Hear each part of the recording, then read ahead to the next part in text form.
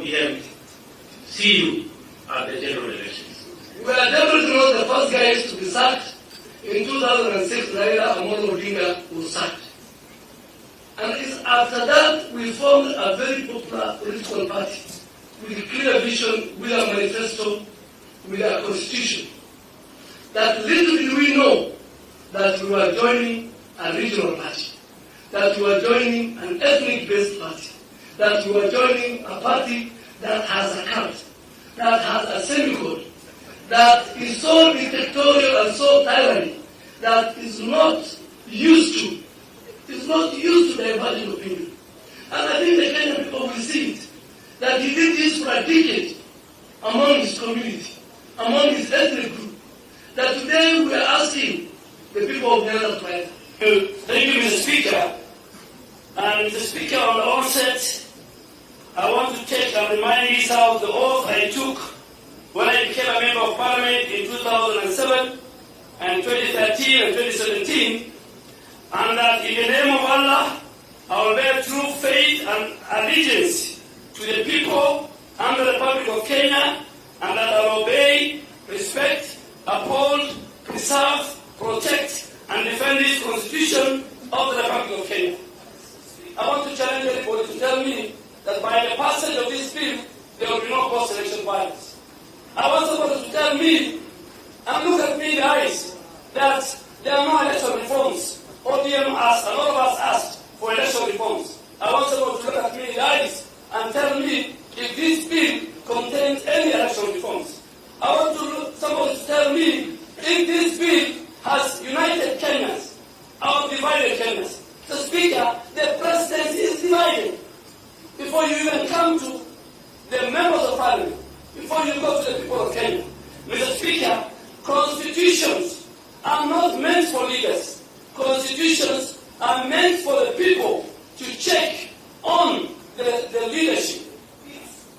Defending the manifesto, the agenda, the programs of the coalition that I lead in Parliament as Honorable Duale, and being a loyalist to the President within the confines of the Constitution and my coalition will make one a psychopath, then I am. Mkono moja unatoa pesa mashinani, mkono mwingine hutaki tukuulize maswali.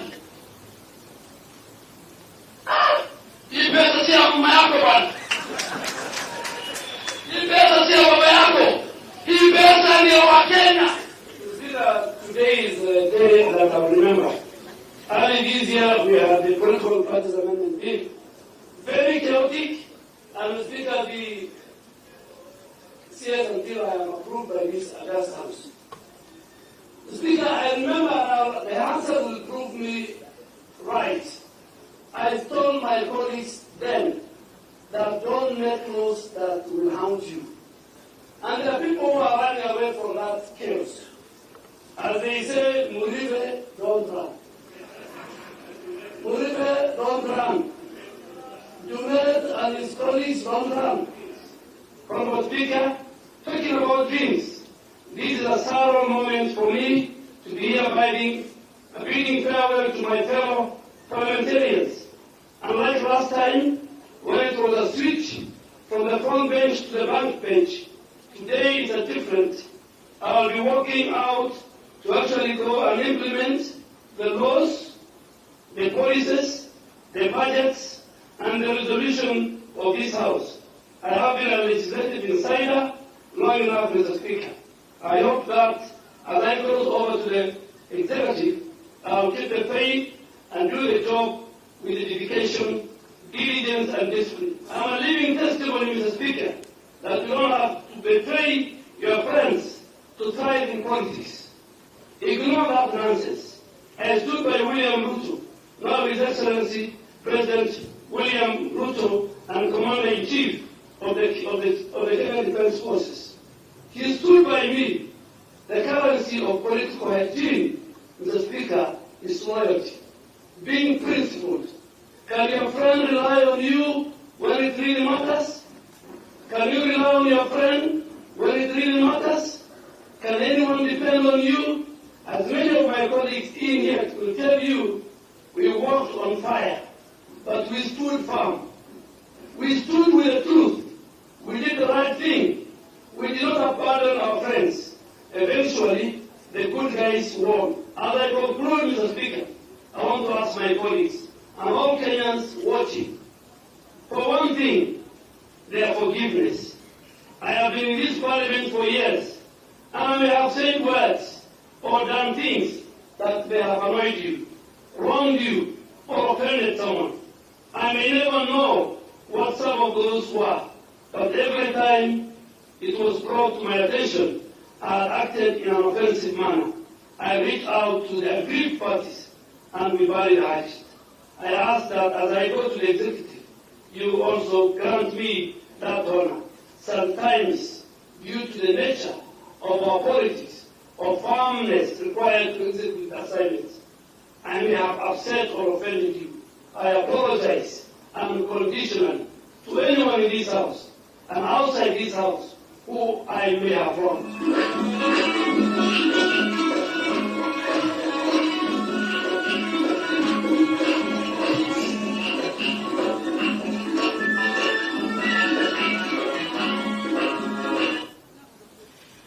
Your Excellency, Mr. President, Your Excellency, Mr. Deputy President, ladies and gentlemen, let's now welcome to the stage the man of the hour and moment, the Defense Cabinet Secretary, Aden Duale.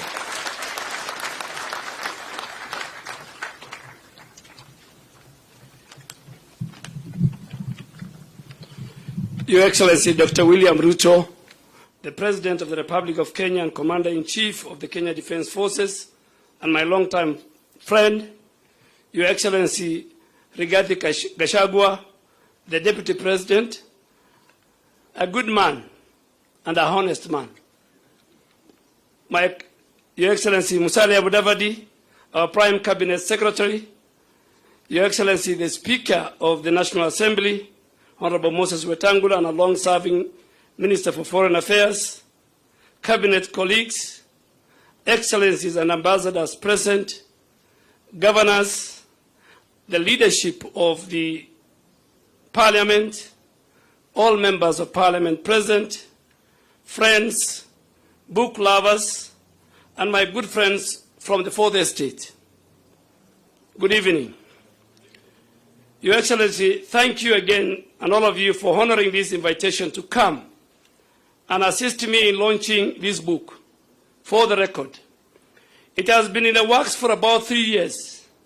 It was conceived during one of my lowest moments, the day I was abruptly fired as the leader of Majority Party in the National Assembly in June of 2020. At that time, I was upset at the betrayal, angry at the backstabbing, and I just wanted to breathe, and I had to process it all. Then a few weeks later, a friend sent me a package. It had books, the room where it happened, by the White House memoir by a man called John Bolton, a former U.S. National Security Advisor. I read it closely, and it clarified my thoughts. It confirmed that I had a story to tell. Now that I think back, I was a majority leader for just half of my political life. I owe it to the future leaders to speak about those early years of their life. Your Excellency, when I spoke to another friend about writing books, he went to the bookshop and brought me a book titled The Deep State, The Fall of the Constitution and the Emergency of a Shadow Government by a renowned New York Times writer. I then called my researcher friend, and we sat down for hours, taking and drinking many cups of tea, cups of spiced tea, Your Excellency. You know you have taken that tea in my house, chatting about this book. I think he read the pain, the regret, and the anger in my voice as I retold the major episodes of my life. He gave me an idea that I should call it Not Personal. As he left, he gave me a book entitled For the Record by the former British Prime Minister, David Cameron. And when I told another friend about the book idea, he said, nothing personal doesn't sound good. It sounded vengeful. This made my life and my remarks easier. I called the book For the Record because I worked in a house of records and I wanted to put everything on the record. Anyway, after 3 years in the works, this book is here, ready for launch. Today, Your Excellency, is a special day. I am so happy to be standing here to lift the veil about the country's politics and its leadership. Distinguished colleagues, guests, and book lovers, for those who have not read the book, I will not want to spoil it for you, but perhaps I'll just tell you that it is the story of my life, my earliest memories as a young man in Garissa. You know, before the CBC, the competence-based curriculum, I used to sit with my mom every night. All my siblings did. She did not go to school, but she used to check our homework after it was marked. She knew which questions I had answered incorrectly, and she taught me something which I apply to my family today. Also check that people know what they're doing and that they're doing it correctly. For instance, I don't speak French, but I harass my children when I see a cross or an X on their French homework. Those who have worked with me know that I seek to understand everything. Now you know where it all came from. And yes, my colleagues, and most of my cabinet colleagues sitting here, and my boss, Your Excellency, Mr. President, and your deputy, you too have stories. And if we suffered a few years ago, is anything to go by, you owe Kenyans books. I know that right now you are very busy, but when you get the time, please pen down your memos. Switching gears now, let me tell you that this is a book about politics, about power, about leadership, and about public policy. I write about how I got started in politics. I have worked very closely with all the key leaders in Kenya, the late President Mwai Kibaki, former Prime Minister Raila Odinga, former President Uhuru Kenyatta, and now with the current President, my boss and friend, Dr. William Ruto. I speak about the courage and loyalty in friendship as exemplified by my boss here. We have suffered together. We have thrived together.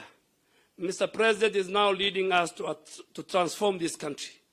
We have a lot of work to do, and I hope this book will alter those who are keen to sabotage our agenda or derail our progress, that we are all working for the people of Kenya.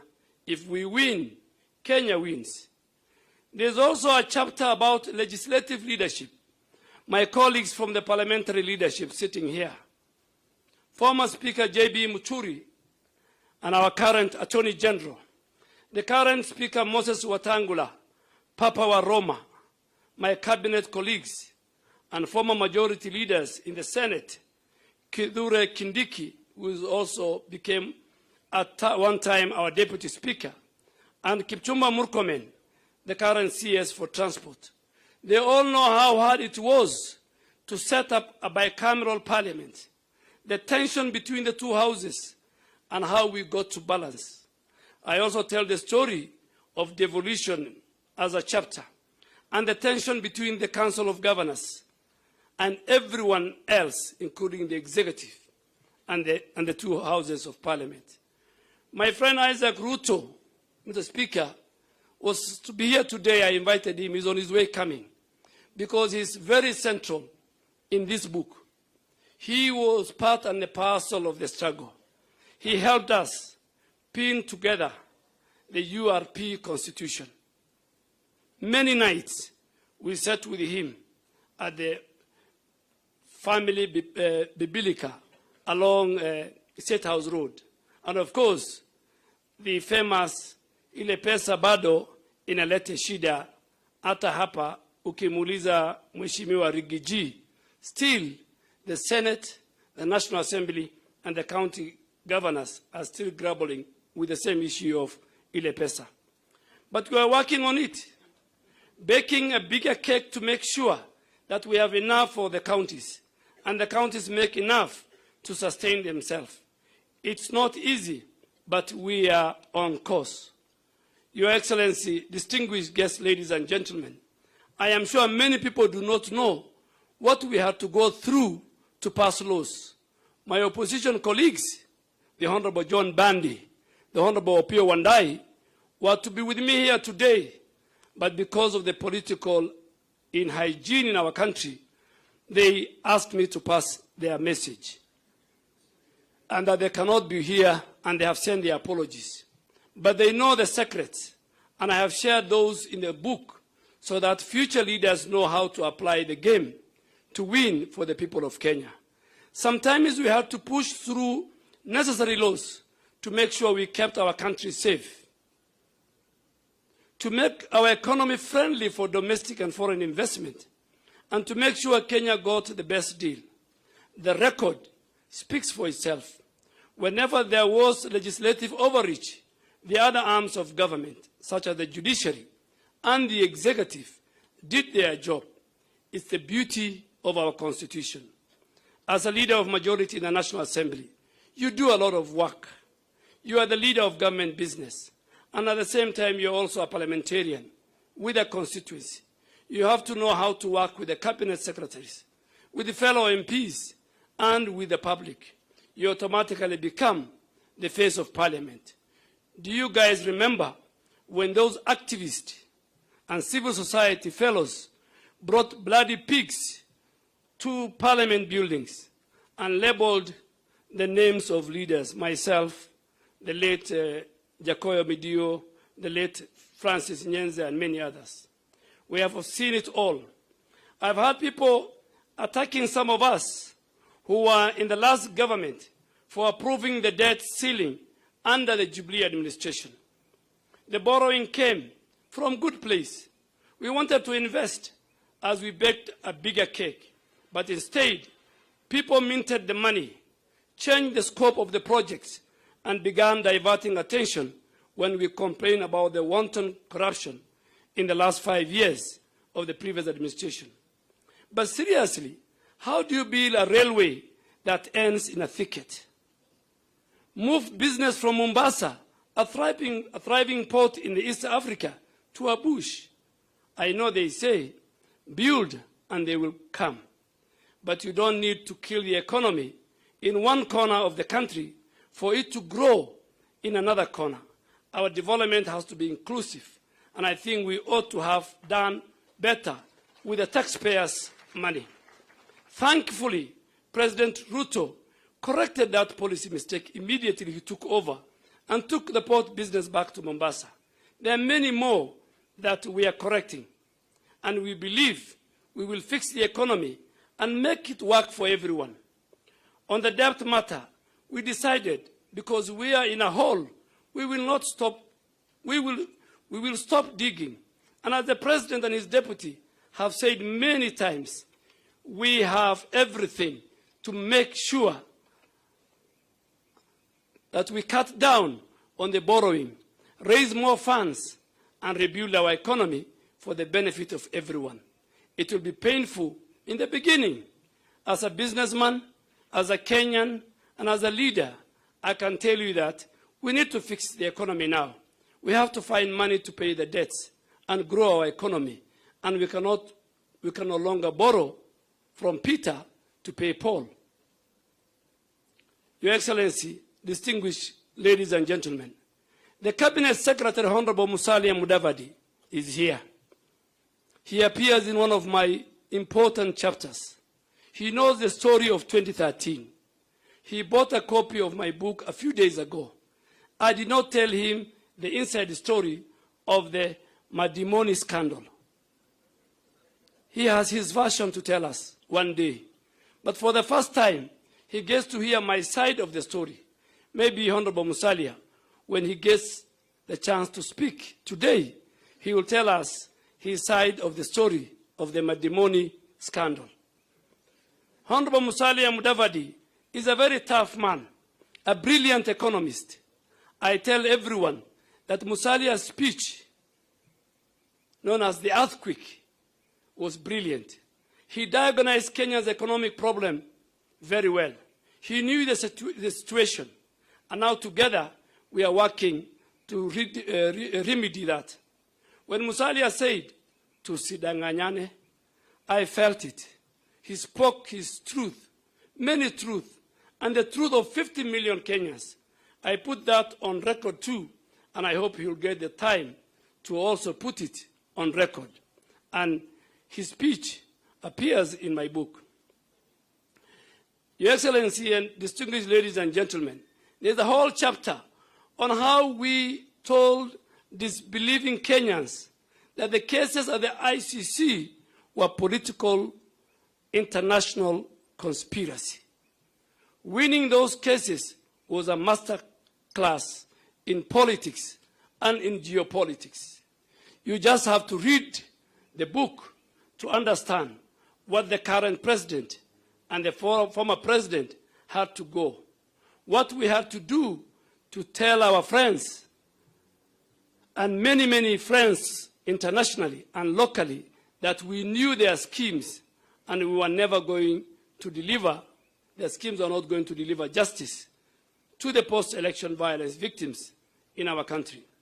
But a book like this must have a very candid chapter, Mr. President. I have written a chapter on my ouster in 22 minutes. My ouster took 22 minutes at KICC. I served for 7.5 years, and it all came crashing in less than half an hour. Can you believe it? What could this book be without the inside story of the handshake and the suffering method out to my colleagues and Kenyans in the dying days of the Jubilee administration? You see, sometimes we think it's all politics. However, politics can get too costly. It affects the life of real people. We can be mature about it, play our politics progressively, putting public interest first. I have done it in my constituency for the last 16 years, and my development record gotten me elected 4 times in 4 elections in 4 different political parties. I just hope that putting this on the record, for the record, will help us and give us lessons to politicians. There is more at stake. They need to work for the people who elected them into office. Your Excellency, ladies and gentlemen, distinguished book lovers, as I conclude, let me recap that if this book inspires any hustler to pray to God, to work hard, and strive to succeed, then my job is done. I dedicated this book to my mother, a woman of courage, for teaching me all the values, and to the young people of this country, for all the hopes and the hot fires that you lit under our seats. I hope young people, and more so even in my house, and I think all I can speak for them when I say that as a government, we hear you. We will do everything we can under the leadership of our president to make sure you achieve your dreams.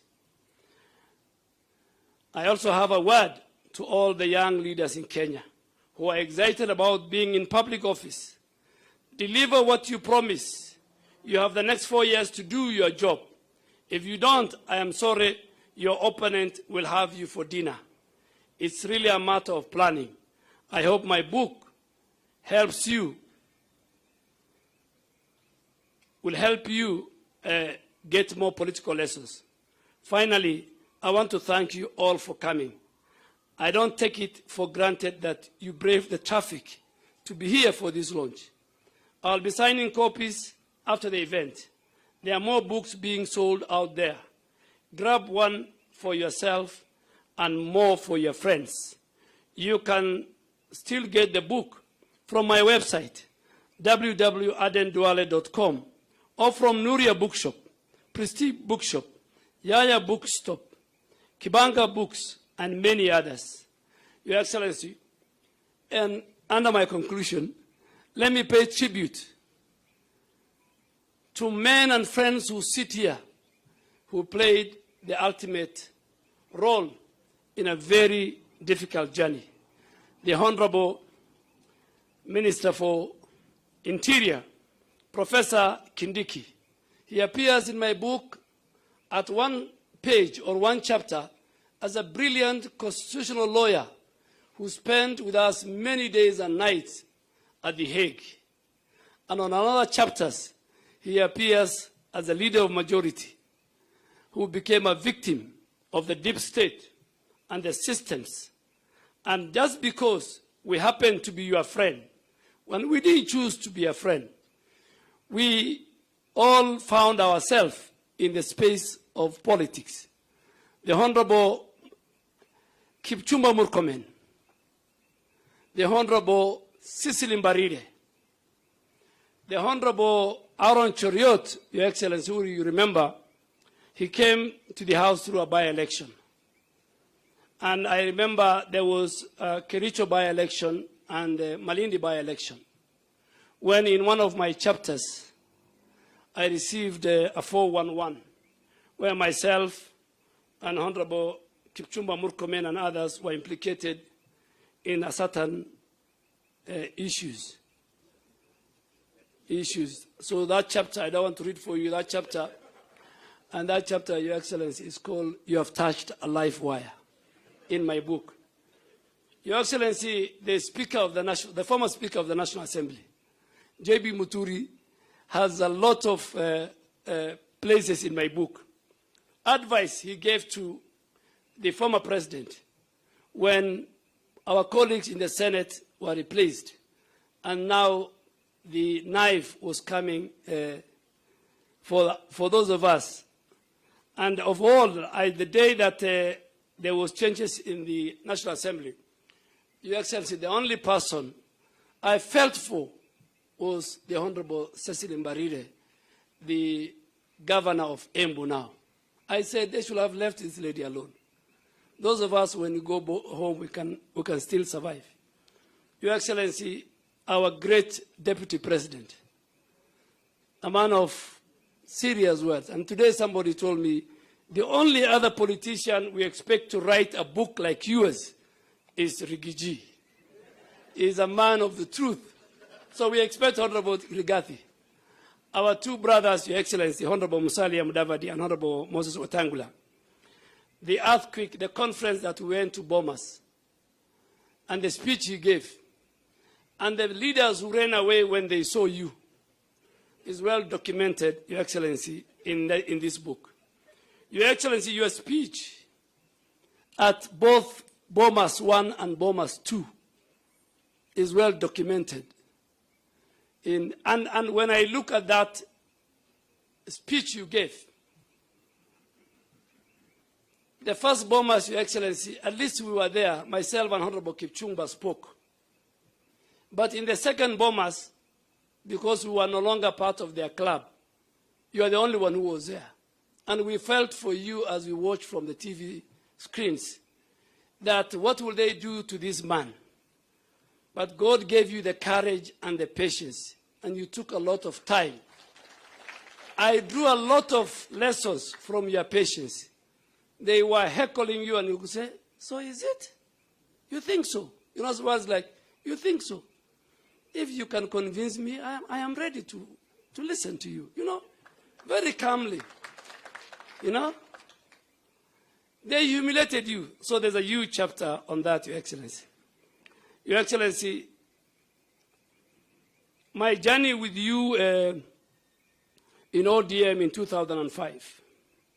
And for record, the only time in my political journey with the president, and he allowed me a sabbatical leave, agreed, was during the 2010 Constitution. And I told him, Your Excellency, you know that few key areas that are dear to the community and the region I come from.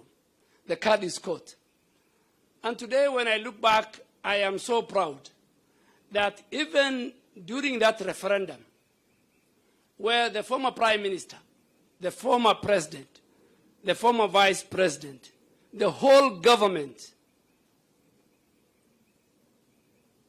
was on one side and you on the other side, you managed to get behind you over 2.5 million Kenyans who agreed with you. And Your Excellency, as I finish, he went to Mandera to go and preach the No campaign. And the president went to Ramu. And the Ramu constituency was where the chairman of the Parliamentary Select Committee on the Constitution, the Honorable Abdikadir, was coming from. So he went 1 week earlier, and he talked to the elders. In the north, you talk to people under the acacia tree. So in every town, there's one acacia tree that all meetings are held. So we went there. After 2 weeks, we went to Mandera. We went to the same acacia tree. And when the meeting started, I don't want to go into the issues the elders have raised. When the meeting started and the prayers were conducted, an old nomadic elder stood up from the back of the crowd with his bakora and he said, before you start, and you know we are with serious people, the late Honorable Haji, who was the Minister for Defense, the Honorable George Saitoti, the Kalonzo Musyoka, and he said, gentlemen, wait a minute, before you start your meeting, William Ruto was here under this acacia tree. He raised 3 fundamental issues. I won't say them. You'll find them in the book. Because I don't want to offend people. And he says, unless you answer those 3 questions, which he said is in this constitution, you will not start your meeting. And you know, we pleaded, please listen to us, listen to us. He now mobilized other few elders. And he said, William Ruto's questions must be answered. And you can imagine, we left that place without answering talking to the people. When in the 2005, finally, there was a referendum of the banana and the orange. And that time I was a young member of parliament. And the Iron Lady of then, and the powerful Minister for Constitutional Affairs, you'll find in my book, called Mother Karua, and George Saitoti, and Kalonzo Musyoka, and many others went to Garissa. And by then, that region was completely against the Constitution, because there was extrajudicial killing, there were many issues. So they were not allowed to address a rally in Garissa. Unfortunately, with all her arrogance, it's in my book, Mother Karua stood and called a press conference, and because she was so powerful, she told the Minister Saitoti and the local administration that you guys, we can come to Garissa, have a cup of tea, not address the people. You mean you can't even convince and talk to these refugees? A whole region, in her opinion, was inhabited by refugees.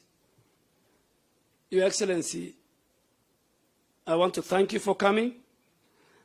I have many things to say, but I want to sell my book. I want money. And Your Excellency, your forward alone yesterday in the Standard, by evening I have sold 400 copies. Today, by you gracing this occasion, I think we have surpassed 600 copies so far. Please buy my book. The proceeds will go to charity in honor of my late mother, because she deserves a lot. And Your Excellency, on the onset, I want to thank the editorial team. You will not find an error in my book.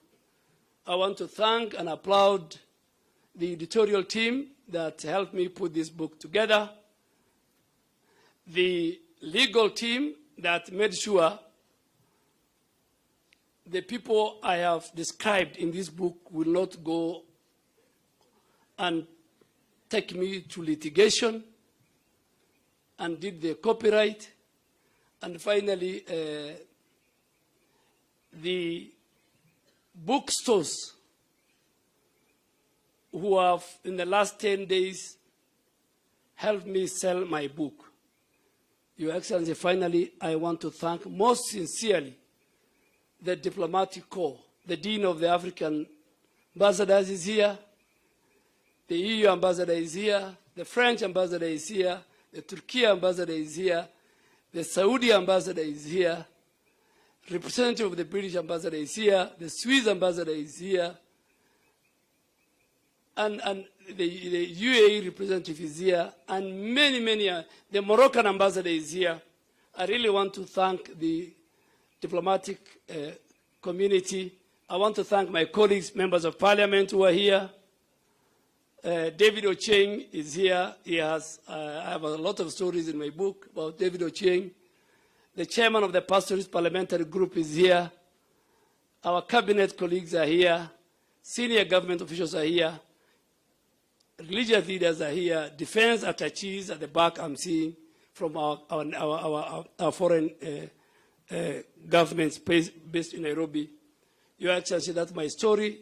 Thank you very much. Please buy my book, help me sell, and I hope the president has committed to me. When I showed him this book, he looked at me and said, "What?" And you know where we were? We were 33,000 above sea level. We were heading to Kampala. So I just came to his cabin and I said, "Your Excellency, this is the book I wrote." He looked at me and laughed and said, "Welcome, Honorable Isaac Ruto." Please clap for Isaac Ruto. Thank you, Your Excellency, and I'll now the mic and maybe give about 2-3 minutes to very few of my colleagues who we share this journey together. Thank you very much.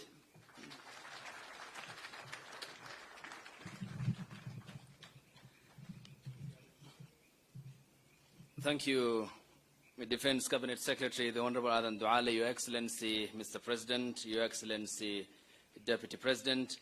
We'll go to the dignitaries that have been listed who will be speaking between 3 to 5 minutes for the running order to be in order. I now welcome to the podium Isaac Ruto, who has just stepped into the podium, the first Bomet County Governor, the first Council of Governors Chairperson, and a friend in the trenches with the Honorable Aden Duale. Yes, you can use this.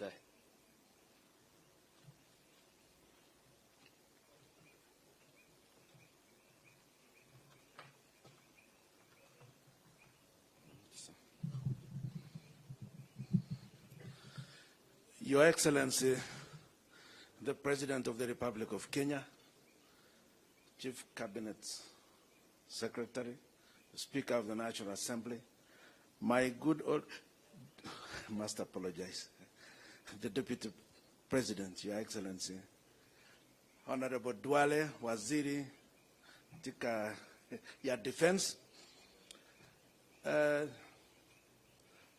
Cabinet Secretary is present, members of the Diplomatic Corps, and all the distinguished guests. Your Excellency, I must apologize for coming late. If I had seen Honorable Kipchumba Murkomen, I would have asked him to apologize on my behalf, because I was held up at the escarpment for more than 2 hours. And I think it's all your fault. It can't be mine. There is no way it can be my fault. Anyway, Your Excellency, I must apologize for coming late, but just in time to speak. We kept in touch with Honorable Duale. Now, this is a great day for us. Honorable Duale has been a good old friend. A lot of people do not know how close we are with Honorable Duale because of sometimes we do some bit of public spots together, but all we enjoy the game. We've worked with Honorable Duale for a long time, especially during the 10th Parliament. And I'm sure one of the reasons why he was sacked as an assistant minister may have been something to do with his close associated with some of us. And he lost his job. I know presidents normally don't say why they have sacked. I don't know whether President Ruto will be different, but they normally, they normally don't tell us when you are being fired. It just happens that in the afternoon you are no longer in the office. Honorable Duale was one such victim, but we worked together. We pushed especially the agenda of the new constitution together in Parliament. We also stood for those that appeared to us to be unfairly treated.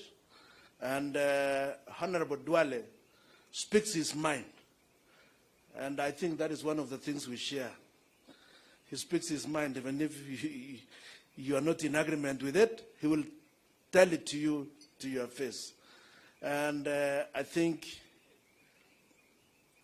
we are grateful for the rise that has happened.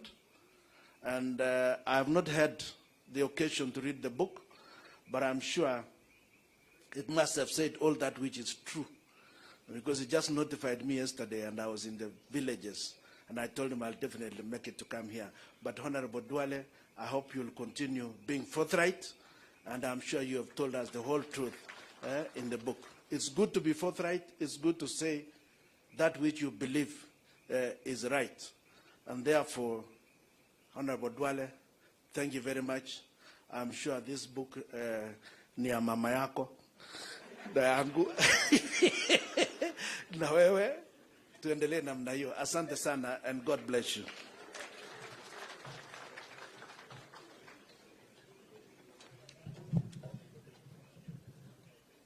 Thank you, Honorable Isaac Ruto. Asante sana. We move on, and up next is the East African Legislative Member of Parliament, the Honorable Kanini Kega.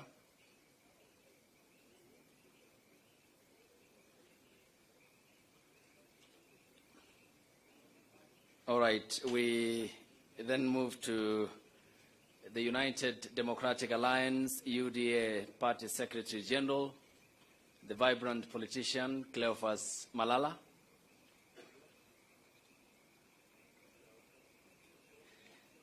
On to Honorable Dido Raso, who will speak on behalf of the Pastoralists Parliamentary Group.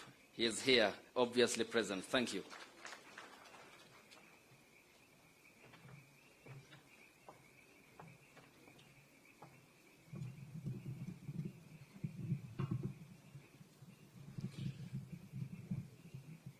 Your Excellency, the President, Your Excellency, the Deputy President, the Honorable Aden Duale,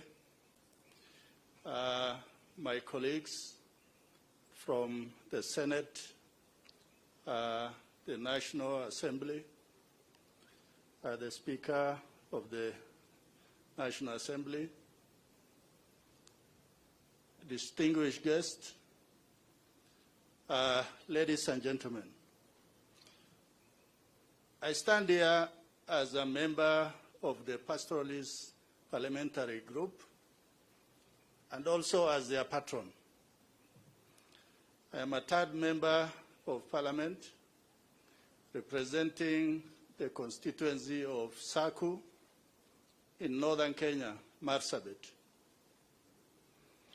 I'm privileged to be here and to speak on behalf of my colleagues. Honorable Duale, we found him in Parliament. He was not just a brother, a colleague, but he was like a father figure for those of us from the North. We learned many from him, and at the same time, he allowed us to hold firm positions, to be loyal and truthful, and to be also respectful to the cause we take. Having read his book, I begin to understand why somebody like His Excellency the President actually became the President of Kenya, for the firm position he took and the loyalty that he portrayed throughout his political career. For many of us who are in Parliament,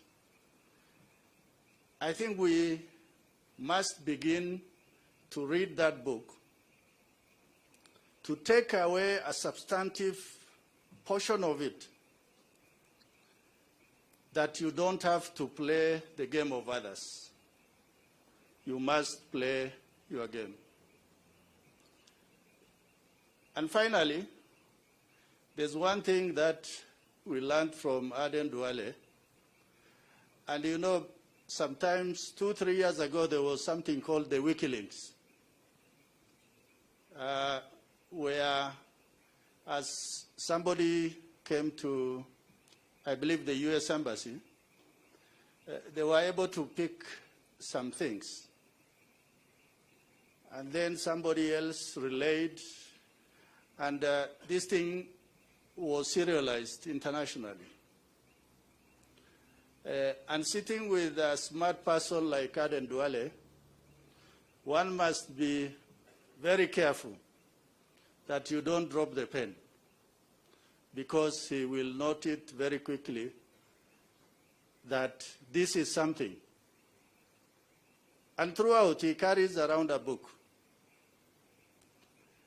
For him having been the leader of majority, I think sometimes he made the ultimate price for his politics, and sometimes even we feared that this person will be put down because he is sticking his neck out too much. So thank you, Aden Duale, for sharing your story with us. We will buy the book, and we will also buy the books for some of our schools, so that the young and upcoming leaders of this country will find a place to say that, yes, this is where I started. With those remarks, I thank you very much.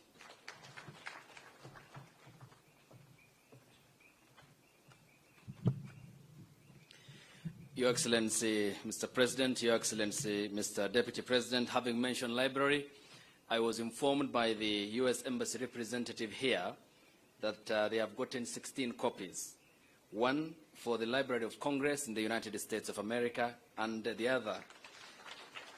other copies will be distributed across the United States of America, across the major academic libraries across the states. We thank you, the representative of the embassy. Up next is the Senate Majority Leader and Kericho County Senator, Aaron Cheriot.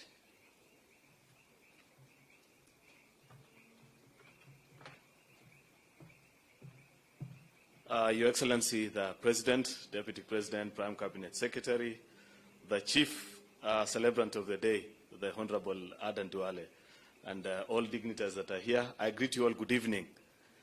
I'll say three quick things. Number one is that when you're speaking, CS Duale, three things came to my mind. Number one is that you have achieved so much because you went to a great university.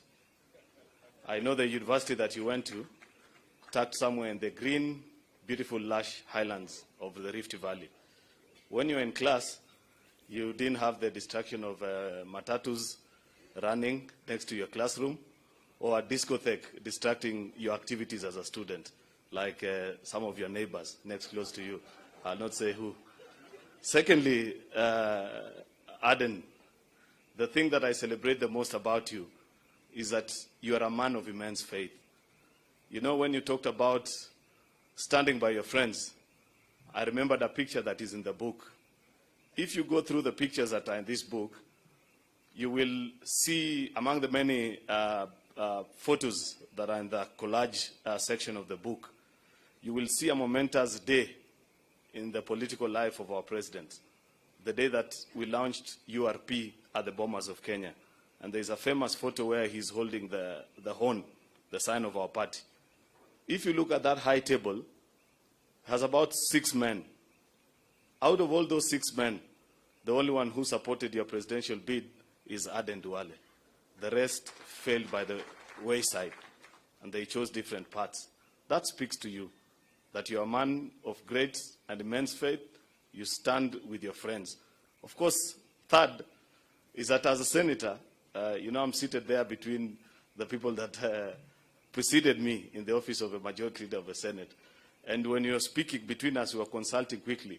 When you're speaking about the challenges of devolution, and we said there must be something that you forgot to list as part of, on the chapter of devolution, that on the side of the senators, we hold the view that you are one of the challenges to devolution. I don't think you believe that, but it's a common joke in the Senate. But I know it's for good reason. Now that I serve in this office, I appreciate and know the kind of things that you do. But lastly, because we've been told that 2 to 3 minutes we should be done and out of here, is that I want to challenge my colleagues that are here. It's not every day that you do something that will live 100 years after. There are big politicians in this room and big people, men of means, people who've achieved. But I want to tell you, until when you do what Aden Duale has done, you are yet to do something that will outlive you. Record what you have achieved, the things that you are doing, so that 100 years from now, when none of us is still in this room, there'll be a testimonial to the things that you did. So thank you, Aden Duale, for challenging us. I hope all these leaders that are gathered here, together with everybody else, will find time to read.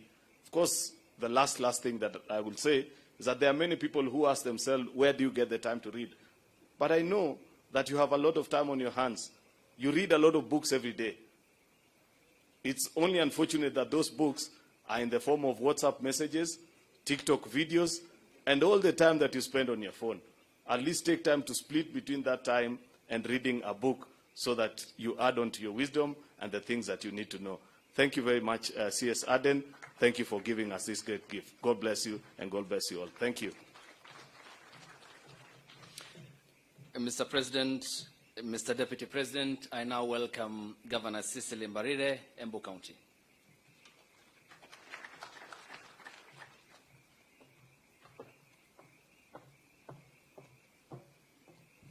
Thank you, Your Excellency, the President of the Republic of Kenya, Your Excellency, the Deputy President, Cabinet Secretaries, the Chief Guests, my friend, Aden Duale, all protocols observed, good evening. I'm extremely excited to be here this evening to witness a major step by a friend of mine, Honorable Aden Duale, who I have known closely since 2007. And we met in Parliament as he was elected an ODM ticket. Then I was on on PNU, and we became friends. He was an assistant minister. I was also an assistant minister, although he was sacked. And the one thing I can tell you about Aden Duale is that he tells you what's in his heart. Upende, usipende, he'll just tell you as is. And if you want to look for somebody who tells what you will not be able to tell, give it to Aden Duale. He will say it. And I'm very sure, I've not read the book, that in this book he has said it all from his heart and from the experiences that he's had as a politician. The other thing about Aden Duale is that he's a very loyal friend. And it's no wonder he has stuck with the president all these years, even when he was going through some very difficult moments. He's very loyal. And he served the Jubilee Party as a majority leader in a very loyal way. He could do anything as long as it was for government. And so when I was appointed the Deputy Chief Whip, he called us to his office, myself, Washiali, who was the Chief Whip, and he sat us down. And the Deputy Majority Leader, he told us, you've now joined the leadership of the party in the House. The first thing I want to tell you is that the government is always right. So whatever agenda that comes on the floor of this House is our agenda. We make sure we deliver, we ask questions later. And because I'm one who likes to ask questions, it was a very difficult thing for me to learn. But I learned it with time. Number two, he taught me how to be tough on members of parliament. The most difficult group to deal with, and I'm sure Osoro will assert that today, is members of parliament. Because you're leading leaders. And they actually think there's nothing special about you that you're coming here kutuambia story mingi. So they'll ask you questions. They'll challenge you. But he taught me to deal with them without fear. And to tell them even what they don't want to hear. Including, wewe uache mchezo, hii ni serikali. And we did that, and we passed every single agenda of the House, of the government of Jubilee. We made sure it passed. Through thick and thin, including the infamous security laws. And he's a team player. He worked very closely with the Speaker, with us, and he would call us to agree on certain things before they come to the floor of the House. And he was loved and hated in equal measure. Sometimes the MPs loved him so much. Sometimes they didn't like him at all. But that didn't stop him. He continued pushing the agenda. And that's why for me, Duale, I want to say this, that even as you fought that I should not be sacked, and I know you really fought hard for me, and I know the one man who fought so hard for us was Speaker Muturi then, until they started putting question marks on him, is he really one of us, or is on the other side? I did not think for one moment that you deserved the sack. I believed your loyalty to Jubilee government, to the president then, was beyond measure. You had undivided loyalty to the president then. And any time you spoke, you always reminded me that we must support the agenda of government. And I remember when things started going as they were going between the president and the deputy. We'd sit down with you and we'd really discuss these things and we'd say, let's see how we can get these people wasikizane. But it was difficult. So the one thing I remember, and I'm looking forward to reading that chapter, was the day you were sacked. When I was sacked, it was in a PG in State House. And the first phone call I got when I left the gate of State House was from you. Come, you told me, you know, sis, I'm so sorry. You didn't deserve this. I'm really sorry. And then I remember telling you, I really doubt they'll touch you because you've done a very good job for this government. Of course, the second phone call was from His Excellency, the President. And I was actually just getting to my house. I wanted to go home and just cry out the pain and the anger and frustration. And he called me and told me, please come over to my office. And when I went, I remember you looked at me and started laughing. And then it hit me, it's not this serious. There's life after this. So we survived because of that encouragement. But fast forward, KICC, special PG is called. At one point, we were told the president is coming. The next point, we were told, no, to be on Zoom. And we are sitting there.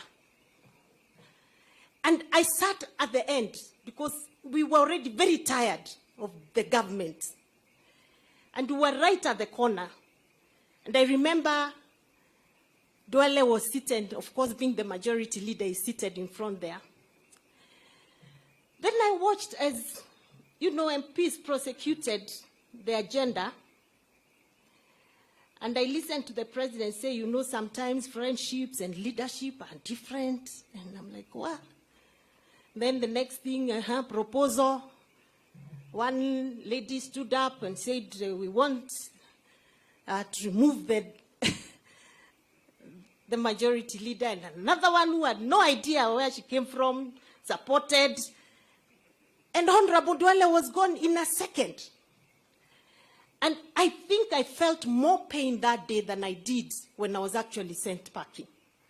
Why? Because I didn't understand how somebody who has delivered so much for a government can be victimized for no apparent reason. So as we walked out, I remember walking to where the leader was, and I told him, I'm sorry, you didn't deserve this, but guess what? We'll live to fight another day. And our time is coming. And I didn't know you went through so much pain alone after that, but you never showed it. You went to the backbench and continued working like a normal member of parliament. So I want to really appreciate what you've been to us. I want to appreciate that you mentored me as a deputy whip. You taught me the ropes of parliament. You gave me strength to push even very unpopular agenda. You told me that it is possible as a leader at certain levels, you do even the most unpopular things because that's the agenda of government. So I appreciate you, my brother Duale, and I wish you well. Obviously, Your Excellency, you're getting Duale out of the political scene has changed quite a bit, because it's not normal to have Duale not speak for a whole month. And the only time he speaks is in some event of the ministry. So I keep feeling you are misplaced. And I'm not saying you should come back, but I keep feeling we've lost a very big voice in the political platform. And I'm very sure sometimes you look at us and wondering why we are not speaking like you used to. So we will try and do and fill that gap that you've left out. So otherwise, thank you so much, Duale. Thank you for mentioning me in your big book. At least my name is somewhere. I thank you. And we wish you well in what you do. And for the future too, thank you so much. And thanks for standing by your friend. I know he means a lot to you. Thanks for being a loyal friend. That's what we are looking for. And Your Excellency, let me say that I know you stood by us when we were going through our challenges. I pray you continue to do that with your current leadership in the executive and in the assembly, and that we'll never have to see leaders go through the humiliation we went through. I really hope it will never happen, but I believe, and I know you are not that kind of person, that leaders will be treated right and treated like human beings. Thank you very much. May God bless you. Best wishes, my friend Duale. Thank you. Thank you, Your Excellency Governor, Your Excellency Mr. President, Your Excellency Deputy President. I now see Cleophas Malala is here. I'll invite you. You'll be taken to the podium for your 3 to 5 minutes. I now get onto the stage the Majority Whip to be very brief in the National Assembly. Then the Cabinet members will be speaking. I thank you.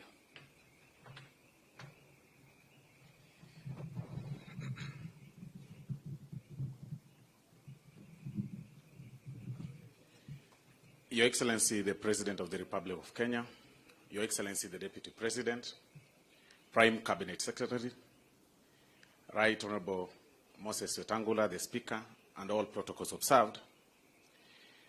Your Excellency, I came to Parliament 10 years after Honorable Duale had joined Parliament. And it was quite admiring to share a plenary with Honorable Duale, because we had, we were used to seeing him on TV, on debates, and in political scenes, in political rallies. But there are two things that Honorable Duale used to tell us as new and young members of Parliament. Number one, he told us that never forget your family. I remember him telling me that do not leave your wife for whatever reason. And today when I see you seated next to your wife, I see truly you live by your words. Number two thing that Honorable Duale used to tell us, Your Excellency, is that government does not lose. At times, things could be very challenging in the flow of the House. But he would say that you cannot lose. And he was very sharp to the extent that when situations were challenging in the flow of the House, he would be smart enough to withdraw when he does not have numbers in the flow of the House. You know, fast forward, Your Excellency, I have learned that the things you would say are the things that I need to apply now. That as a leader in the National Assembly, I have an obligation to make sure that the government does not lose, even when it's unpopular, that it will not lose. And by the way, it's important for me to state that even as at now, as the cabinet secretary in the executive, he still finds time to call some of us and remind us that, remember, you're a leader in the National Assembly and government does not lose. Please do not lose. Although, Your Excellency, there are times that I questioned myself on really what friendship is in terms of politics. When Honorable Duale was ousted from office, at the very week he had pushed government agenda with zeal, that very week he was actually ejected from office unceremoniously. But of importance is the way he behaved even after that. He took his back seat, was still contributing in the flow of the House, you know, but he stood his ground. That shows that when you believe in something, then stick by it. And that is what we've learned from you. But in copying the words that Honorable Duale said, Your Excellency, I believe you also owe us a book. And I think it's important for me to say this. We need to know what happened in 2002, that you only left 3 of you behind Uhuru Kenyatta when you lost in 2002. And I think you need to know that. Then years later, like Honorable Duale has said, at Bomas, of course, there were issues. But what happened at the holding room before you came out? Because what you saw is at the plenary. But there was a holding room. You, Right Honorable Raila Odinga, and His Excellency Uhuru Kenyatta. What were you guys discussing about that made Uhuru laugh all through when Right Honorable Raila was making his speech? Those are the things that we need to learn all through. But in conclusion, Your Excellency, with the fact that government does not lose, I also want to assure you that even the finance bill will pass. Government does not lose. Thank you very much. Thank you, Honorable Silvanus Osoro. And now to Environment CS, Soipan Tuya. Karibu Waziri.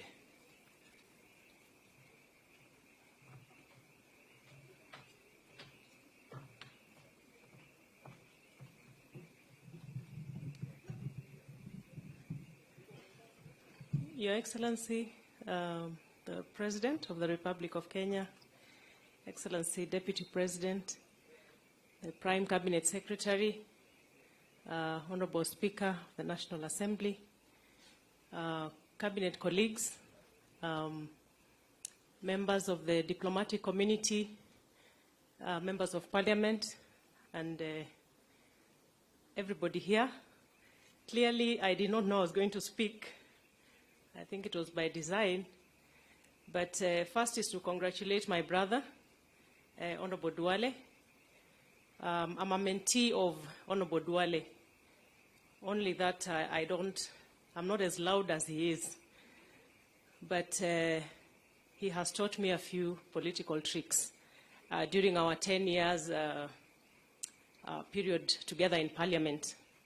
And he actually came to my rescue during the infamous The Ayes Have It. He stood by me when the speaker was somewhere behind the speaker's seat, and all my colleagues in the speaker's panel had deliberately absented themselves from the country. And I was called from maternity leave to deal with a very tough task. And from interactions with Duale, we had a small chit-chat before I went to the seat. And the rest is history. The other day I saw it replayed, and that's one of the tough things that we had to, through thick and thin, make sure that government business was passed in the House, and not to say that we did anything wrong with the verdict of the Highs have it. And it's a story for another day, and I'm sure probably for another book.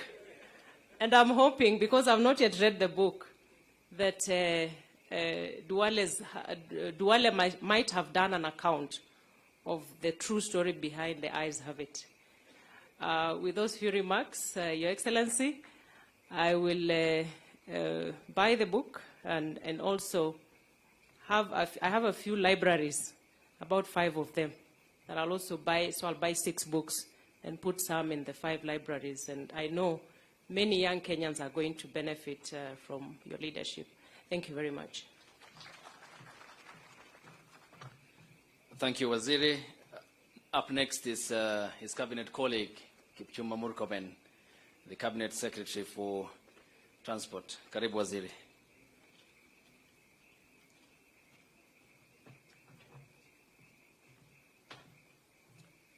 Your Excellency the President, Your Excellency the Deputy President, Prime Cabinet Secretary, Honorable Speaker, my colleague and the Chief Guest, Honorable Aden Duale, and all distinguished guests, good evening.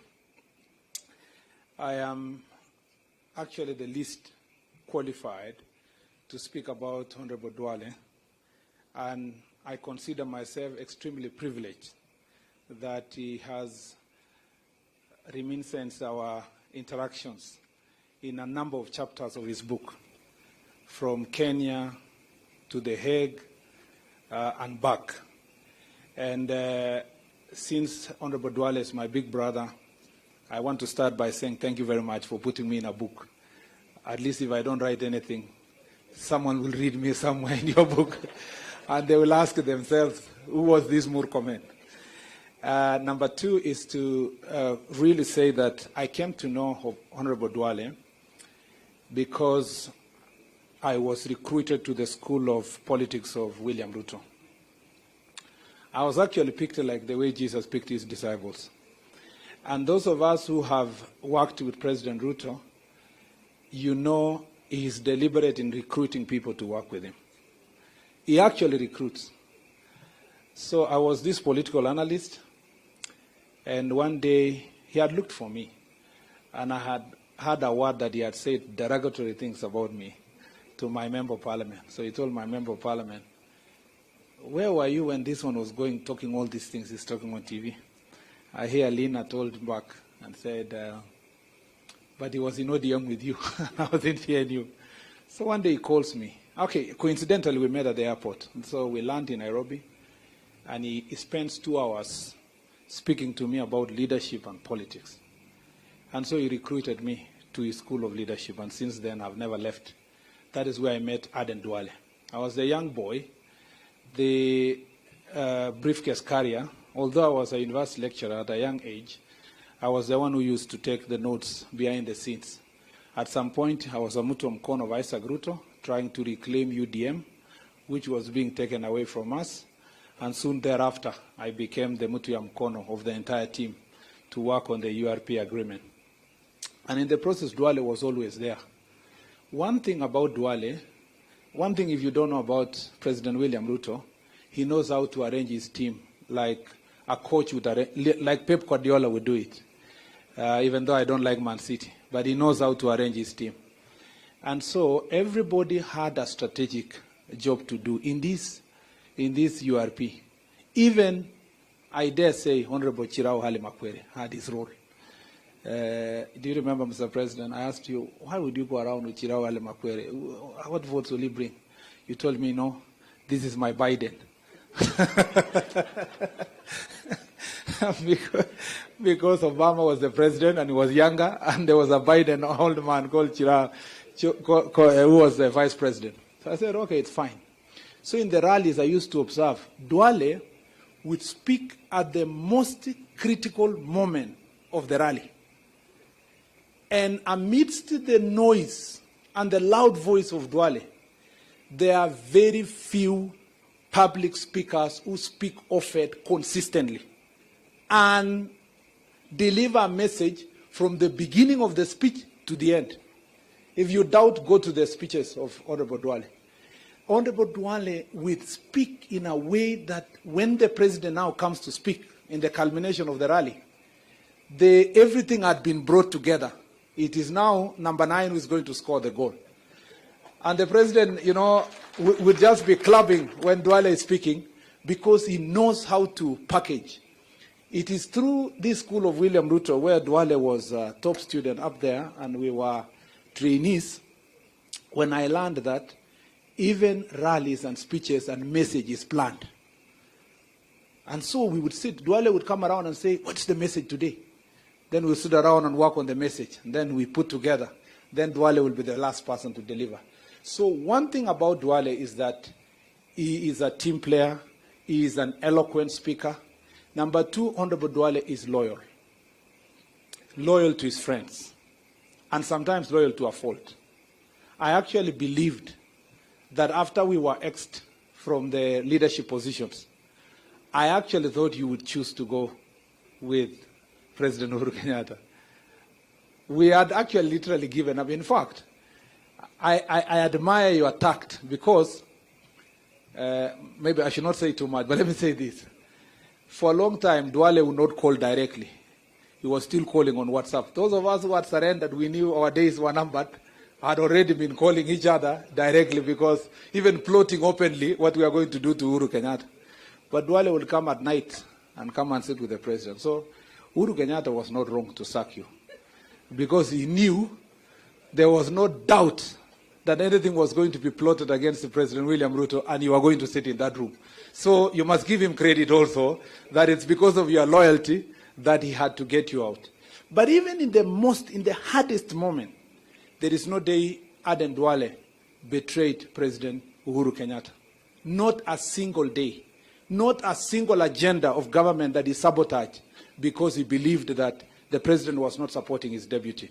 He remained consistent, and that is the kind of leader you need when you are in leadership. The last thing I'll say about Honorable Duale is he was also wrong in many ways. I don't think I agreed with Duale in many things.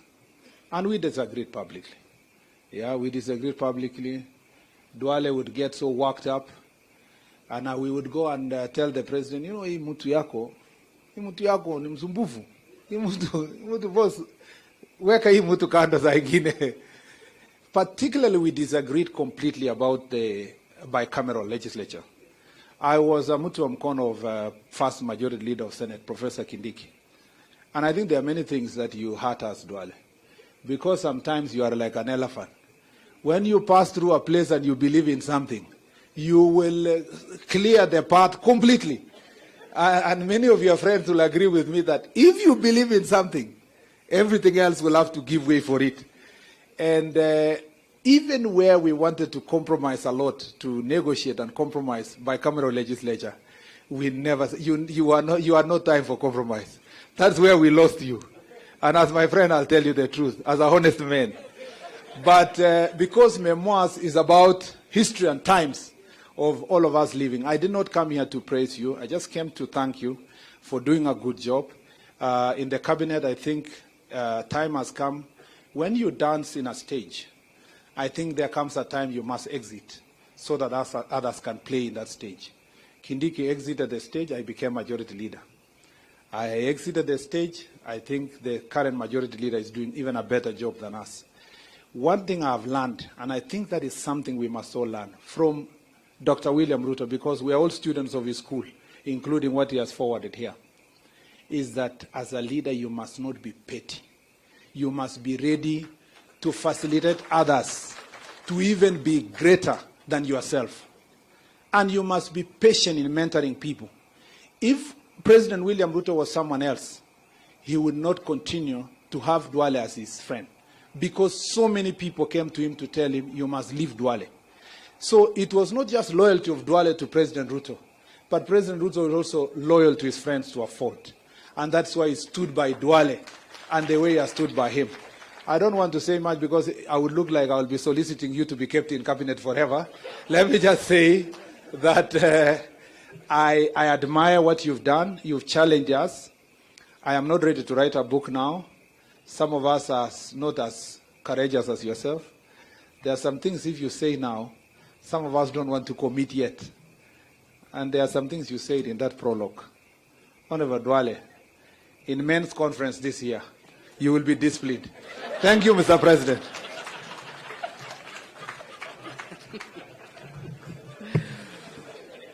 Thank you, Waziri. And I bet that is the moment which also partly contributed to a speedy sale of the book when we have seen the pages which are circulated on social media platforms. Thank you. I now welcome Your Excellency, Mr. President, Your Excellency, Mr. Deputy President, to this stage, the Cabinet Secretary for Interior and National Administration, Professor Kithure Kindiki. A round of applause for him, ladies and gentlemen.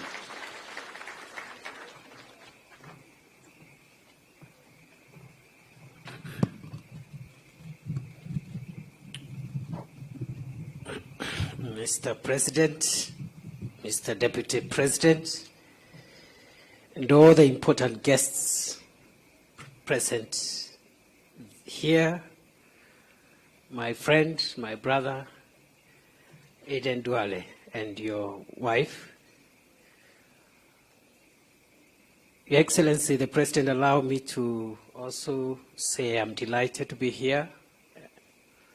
Number two, to say that I'm privileged to have been a friend of Aden Duale for many years. Even before I joined Parliament, we knew each other with Aden Duale because of the ICC. In the years preceding the 2013 election. And we spent very many days and nights agonizing when we were in trouble and celebrating whenever we had breakthroughs. We don't have time to recall so many things that we can say. But Aden Duale, you've done us proud. Unlike my brother Kipchumba, my book is also on the way.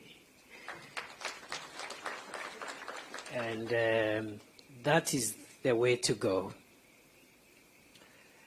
President Ruto has taught us, those of us who have learned leadership under his feet, he's taught us loyalty. And tonight, there is no greater testament of what loyalty does than to see my brother Aden Duale launching his book here as the Cabinet Secretary for the Defense of Kenya. It's amazing. My brother, I think you have still some reward, even greater rewards in the days ahead for loyalty. The only caveat is that unlike betrayal, loyalty is paid in installments. Betrayal is the one that is punished instantaneously. But loyalty is paid in bits and pieces over time. You have shown us and you have proved to us that the world has no place for betrayers. And I have no doubt in my mind that the painful moments we went together were to prepare us to happier and greater moments. Lastly, Aden Duale is many things, very many things. But the one thing I've learned about him is that Aden Duale is a very conscientious and religious person.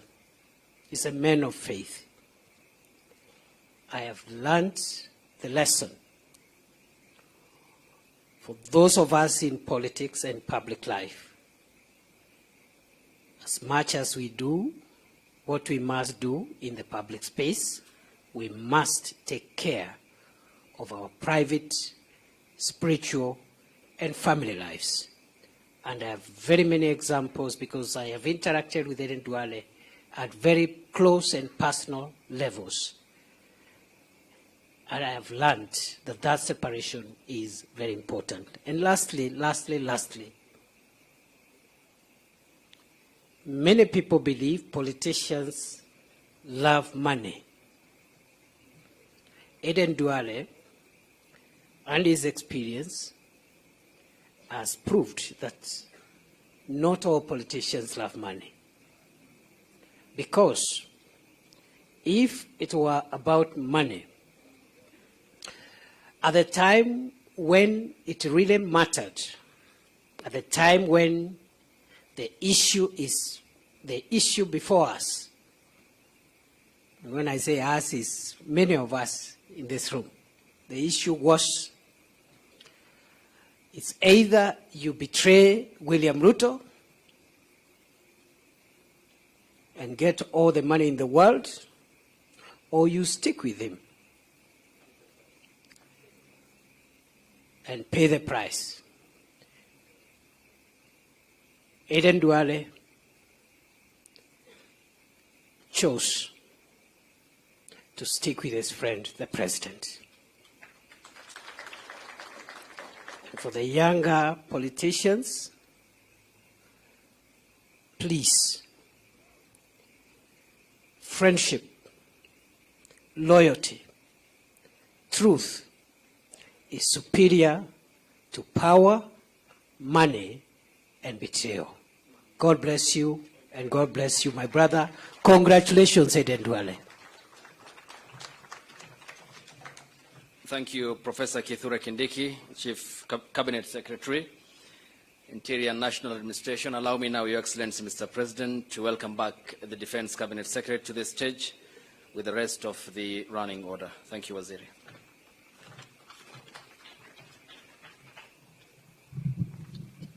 Your Excellency, what we agreed with Isaac Ruto, he didn't say it. Last night, when he was in Bomet, I told him, please don't revisit when we were in Narok University on this maneno of E-Pesa. But he assured me, he'll say that sasa, hii serikali ni ya mama yetu, which he did not say. Your Excellency, let me, just 1 minute before I invite the Honorable Attorney General, let me just thank Honorable Sankok, our former nominated MP. This man stood with me when we were sacked. We formed a caucus of Cecil Mbarire, Alice Wahome, Kimani Ichung'wah, who is in the US, and many others. And every day he was diligent. And at times he could cause chaos by defending our cause. In this gathering, there are members of my family, extended family, my brothers, my sisters, and I want to recognize them. Let me now call a man who I served with for 7.5 years as my leader, as the Speaker of the National Assembly. He has some chapters, and I allow him, after he finishes, he invites the Speaker of the National Assembly, and the Speaker invites Honorable Musalia Mudavadi, and Honorable Musalia invites the Deputy President to invite you, sir.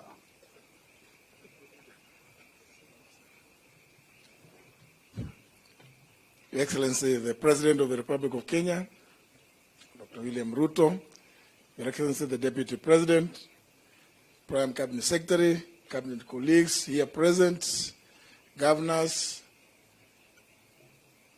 my classmate, sorry I forgot, to my classmate, the 8th, the Honorable Papa Roma, members of Parliament present, the members of the diplomatic corps, distinguished guests, ladies and gentlemen, I'm happy to come and say a few words about for the record, because some of the things that the Honorable Duale has said, that the government does not lose. I have the record. But Your Excellency, I did not know the Honorable Duale very well before the 11th Parliament. But I used to see and admire some things that he used to say, and they formed some small, I think that's almost the renegade group in the 10th Parliament with my friend Isaac Ruto. But Your Excellency, you recall the meeting we had at the Great Rift before the 11th Parliament was inaugurated, and on the 31st of March 2013, members came to the House, and I was watching as you had told me, you hid me somewhere, and I was just watching. This guy, I don't know him very well, but he's busy mobilizing people to vote for me.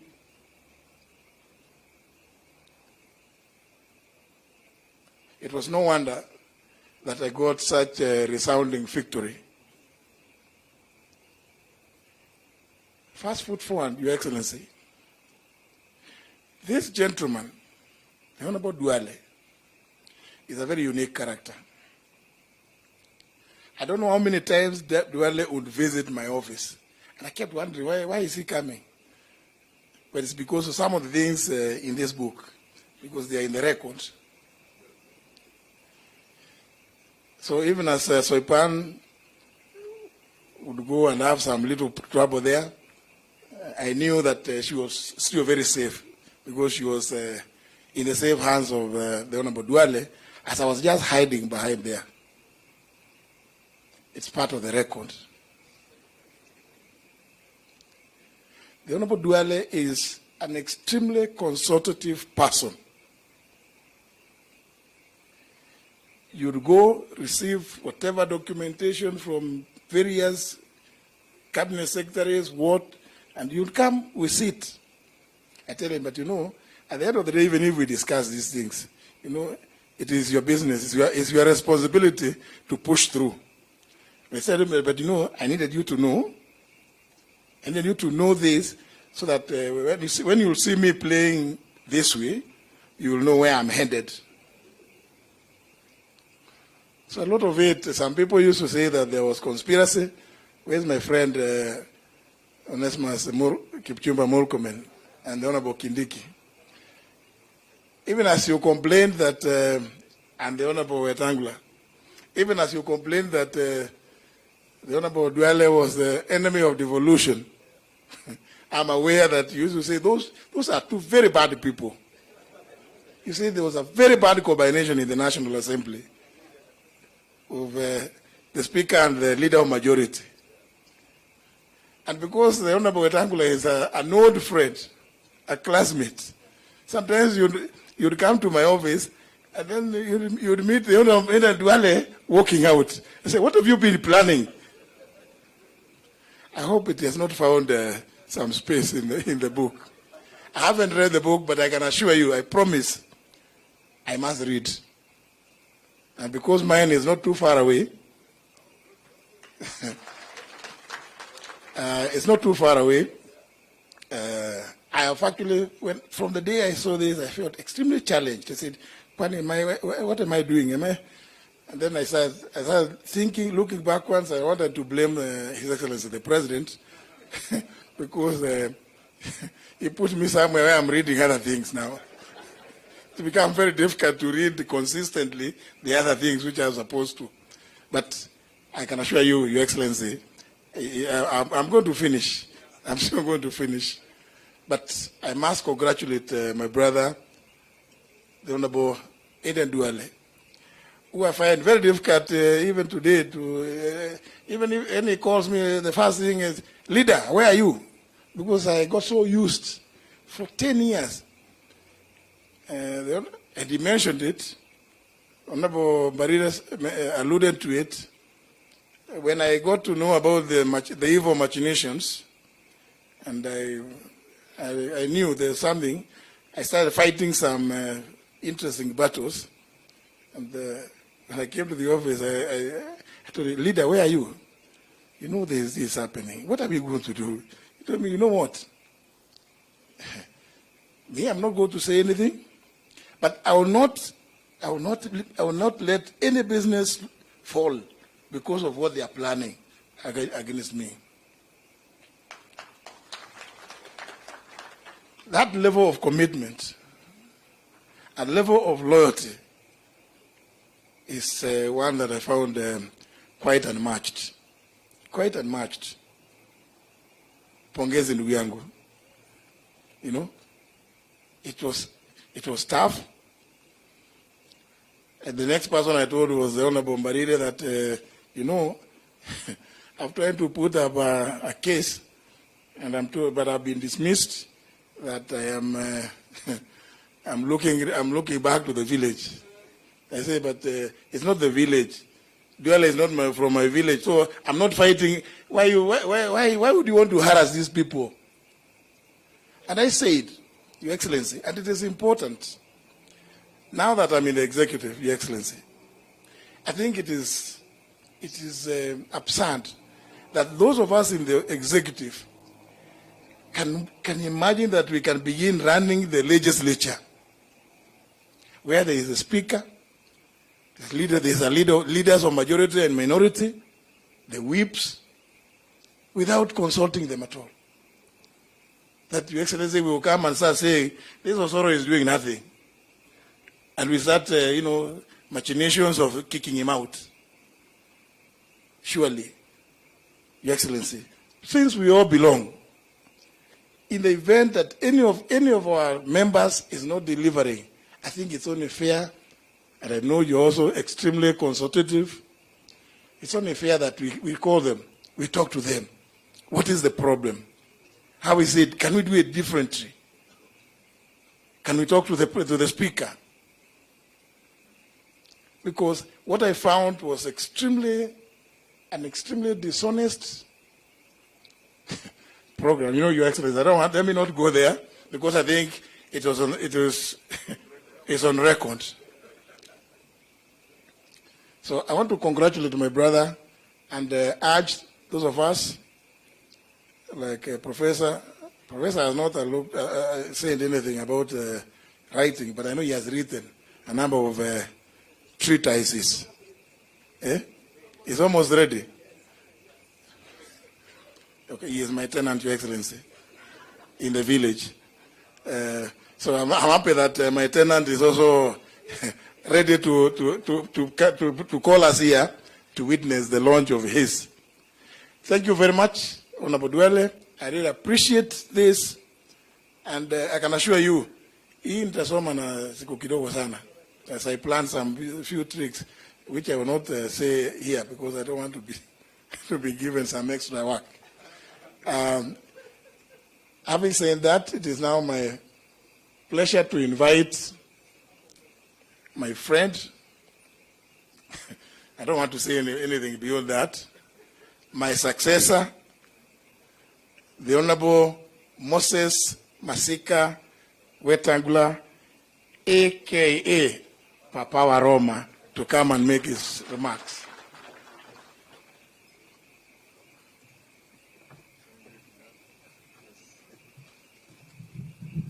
Thank you very much, Honorable Muturi. We fondly call each other Kijana.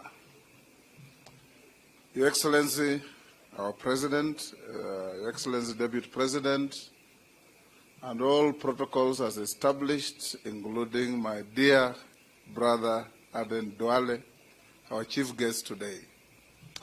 In 1989, I represented a man called Mohammed Shuriye.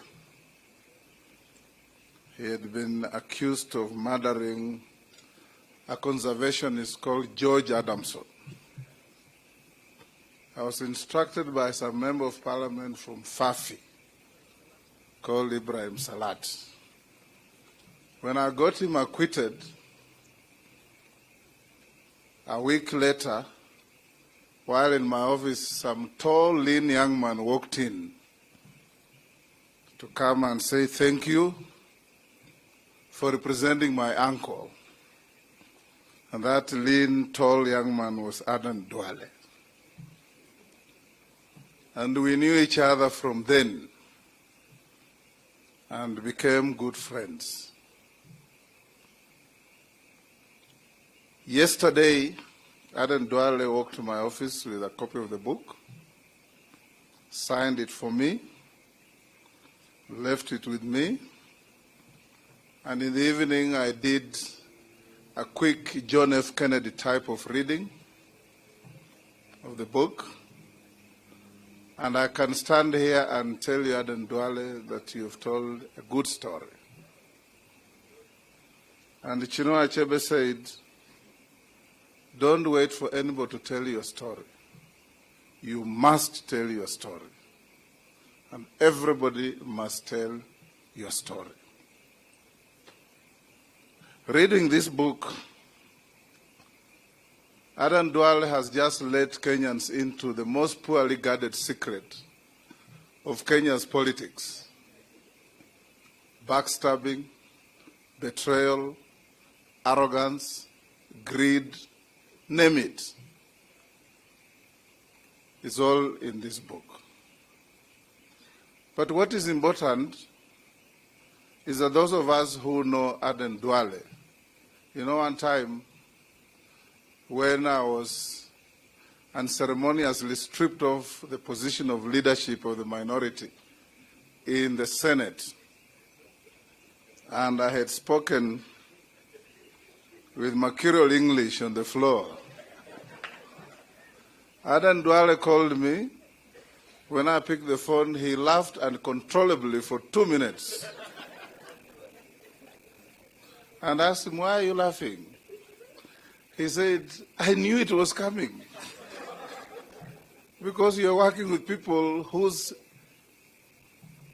political trademark and tool of trade is backstabbing and betrayal.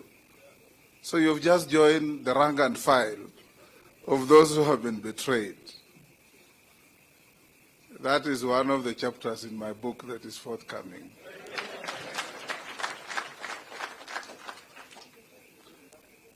Aden Duale is an embodiment of an honest man. Honest to a level where Malcolm X would have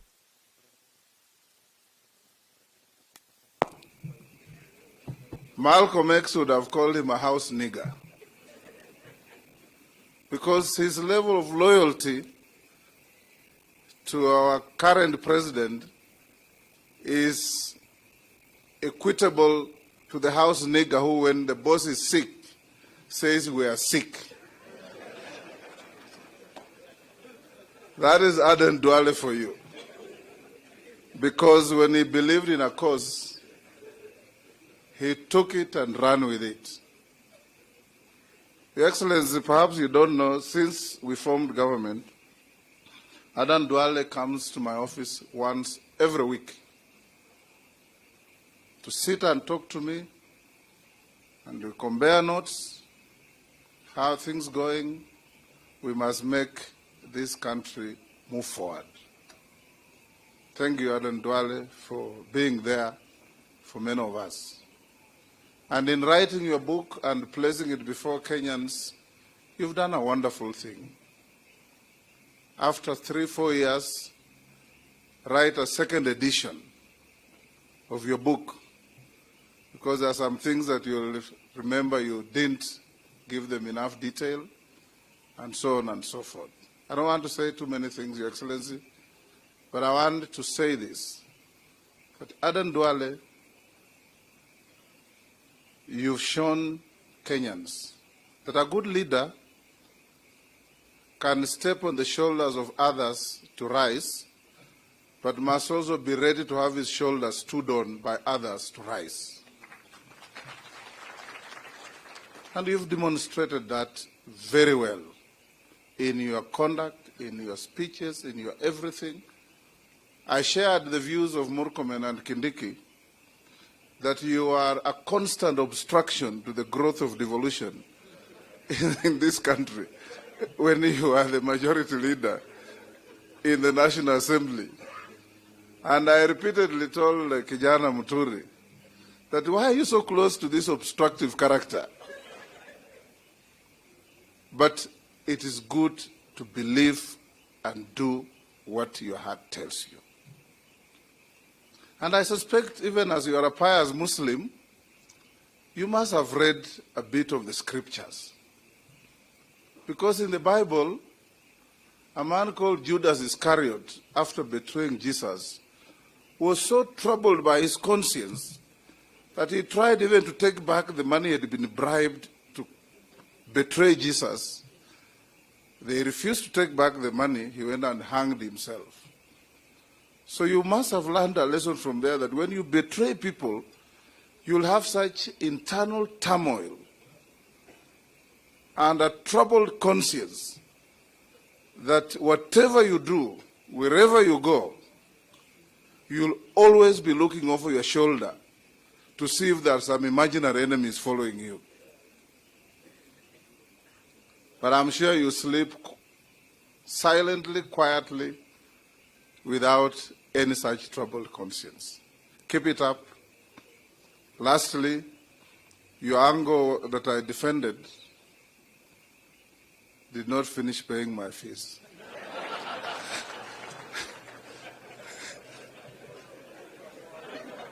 Now that you have tremendous income coming through the sale of your book, you may have to visit me for us to look at my file. Thank you very much.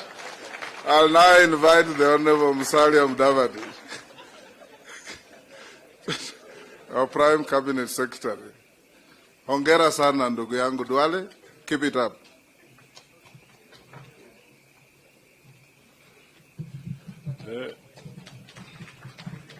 Huyu Papa wa Roma na lusungu yake. Your Excellency, the President, Dr. William Samoei Ruto, Deputy President Rigathi Gachagua, the man of the moment, the man of the hour, Sheikh Aden Duale. Very little Kiswahili has been spoken here, so I'll try and say something in Kiswahili. Pongezi Sheikh Aden Duale kwa kuweka rekodi ya ziara yako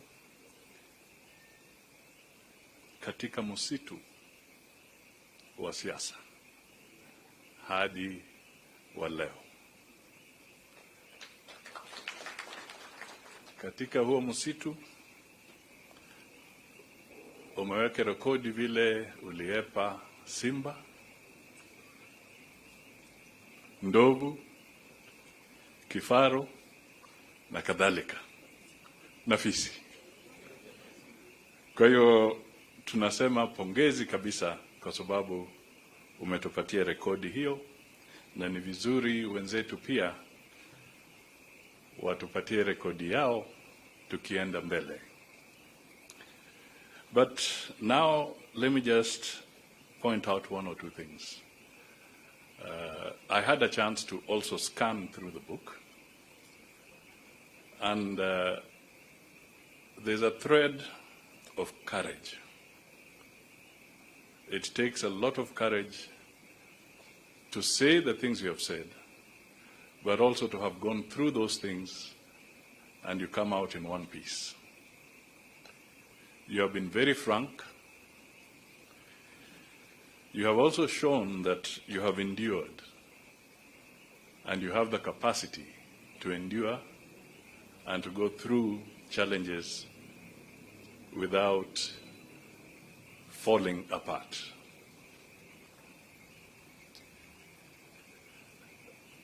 I would just like to highlight that in the book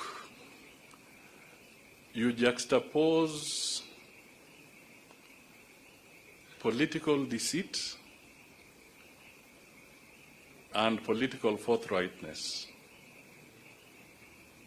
very vividly, where one can see the bad side of politics and even the good side of politics. Your Excellency, there is a book by Jeffrey Archer. They call it, I think it's Jeffrey Archer, Honor Amongst Thieves. Some of you have read it. What Duale has brought out here is that there can also be honor amongst politicians. Politics is not always dishonorable. It is really what we choose to make it. And this book brings out a very strong statement on that particular aspect. Finally, the Honorable Duale asked me to say something about Madimoni. For those who don't know, Madimoni simply means ghosts, evil spirits. I was taught in my culture from childhood that at night you do not talk about ghosts and you do not talk about evil spirits because you shall have bad dreams. Since it is dark, I will leave the story of Madimoni for another day. So let me now call the Deputy President, Rigathi Gachagua, to come and make his remarks and invite the President.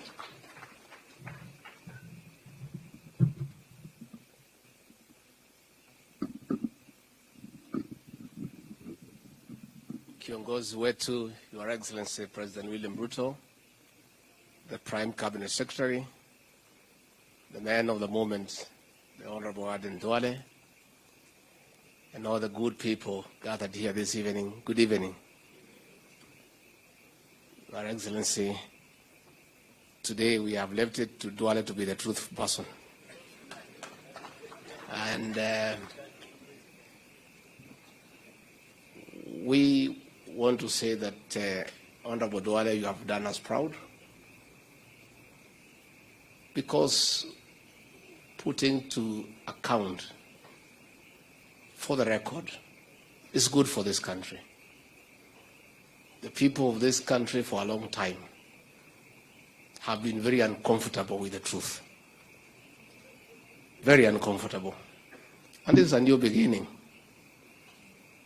Most of them have a few problems with us because of being truthful. As we have just spoken, we have put nothing on record. At least Honorable Duale has started putting it on record. It's the right thing to do. And Your Excellency, I will not be writing anything shortly because I don't think Kenya is ready yet for me to put on record what I need to do. I think let me allow Professor Kindiki, the Attorney General, Papa Aroma, a few people to get, it's a gradual thing, to get Kenyans to get used to the truth. In another 2, 3, 4 years, when I assess, Your Excellency, with your guidance, that these Kenyans need to hear the story on the difficult journey of the ascendancy of President William Ruto to the presidency and the futile attempts to stop him. We'll record that when the time comes. And it will be interesting.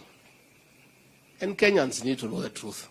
Your Excellency, what the Honorable Duale has done is a very big step in our attempts to bring to an end the politics of deceit, conmanship, and betrayal. Because conmen and betrayers fear being called out. So I think it's a good practice we start calling them out and giving an account of the intrigues around power. Your Excellency, I must admit today, because I'm a truthful man, that when Honorable Duale was sacked, I celebrated. I may look a mischievous person for celebrating the sacking of Duale, but I had a good reason. Your Excellency, Honorable Duale was in our team, but he was not available because he was in Parliament. He was in the National Assembly pushing the agenda of Jubilee and President Uhuru Kenyatta. So when he was sacked, I was very happy because he was now available for us in matters strategy and in matters messaging. And we took advantage. You know, Kenyans hate betrayal. Kenyans hate people being treated unfairly. Kenyans knew the kind of work Aden Duale had done for the President, Kenyatta, and Jubilee, and were very unhappy the way he had been treated. So when we were going out with the President William Ruto, we would send vehicles to announce that in our entourage will be one Aden Duale. And Kenyans would turn up to listen to Aden Duale because they felt he had been treated unfairly. The same thing happened with Kithure Kindiki. When he was Deputy Speaker, he was not available to strategize for us. So when he was shown the door, the man was available 24/7. The same with Murkomen. So in a way, one of these days, when President Uhuru Kenyatta gets time and compassion to give me an audience, I'll thank him for chasing away these people. Because by doing so, he created a solid team that had a great resolve to succeed. Because the truth be said, if William Ruto had lost, it would have been very difficult for this team. If William Ruto had lost, in my scheme of things, and I know and I'm right, I would be serving the fifth man in the committee now. All these people would not be here. So what happened because of the persecution? A very serious team evolved with a great resolve to succeed. And that is what contributed in a great way to propel President William Ruto to the presidency. Your Excellency, loyalty is what you have shown us. And what the Professor Kindiki has said is true. Honorable Aden Duale and most of us have little regard for money. Money is just legal tender. When you don't have money, it's because somebody else has. It leaves your hands, it goes to somebody else. Your Excellency had this team that worked around you, gave in to monetary offers. These people would be billionaires. Money was offered left, right, and center for the betrayal of William Ruto. But men and women of substance, great men, said no, money is not everything. People must stand for something. And Your Excellency, we must also thank you because you have also been very loyal to your friends. And it's clear that a man who was persecuted because of standing with you today is the Minister for Defense in your government. A man whom I don't know whether he'll put in his book, who was almost assassinated on the 14th of August, Professor Kithure Kindiki, is today your Minister for Interior. Kipchumba Murkomen, who was thrown out of the Senate, is today your Minister for Transport and Roads. And you, as truly, who was locked up every Friday, is your Deputy President. Your Excellency, it's about you. This loyalty is you. And I think it's a good thing for this country that people must know you must stand for something. And you must stand for what you believe in. Because it's important. So I want to say, Honorable Duale, thank you very much. I met Honorable Duale when we were in ODM. By the way, all of us were in ODM. President William Ruto was in ODM. Retired President Uhuru Kenyatta was in ODM. I was in ODM. Musalia was in ODM. So these young boys who came to ODM the other day, they should respect us as they are seniors in ODM. And we developed a good relationship with the Honorable Duale. Later on, we did one or two things in business. And he's also a man of honor.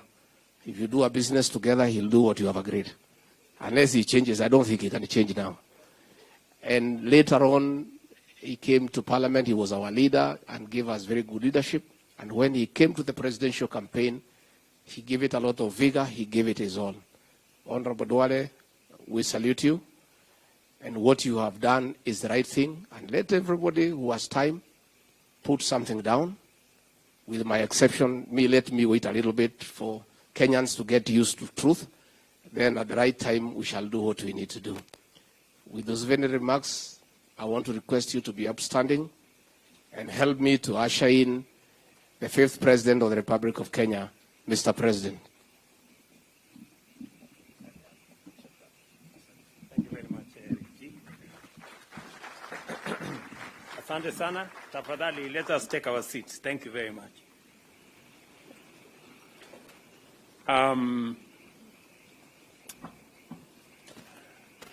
My friend Aden Bare Duale, distinguished leaders present here this evening, members of the Diplomatic Corps, Mama and family, I am very happy this evening.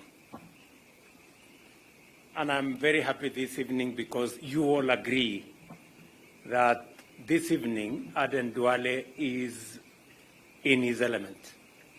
He is a happy man. Because my friend Aden Duale is happy, I am very happy.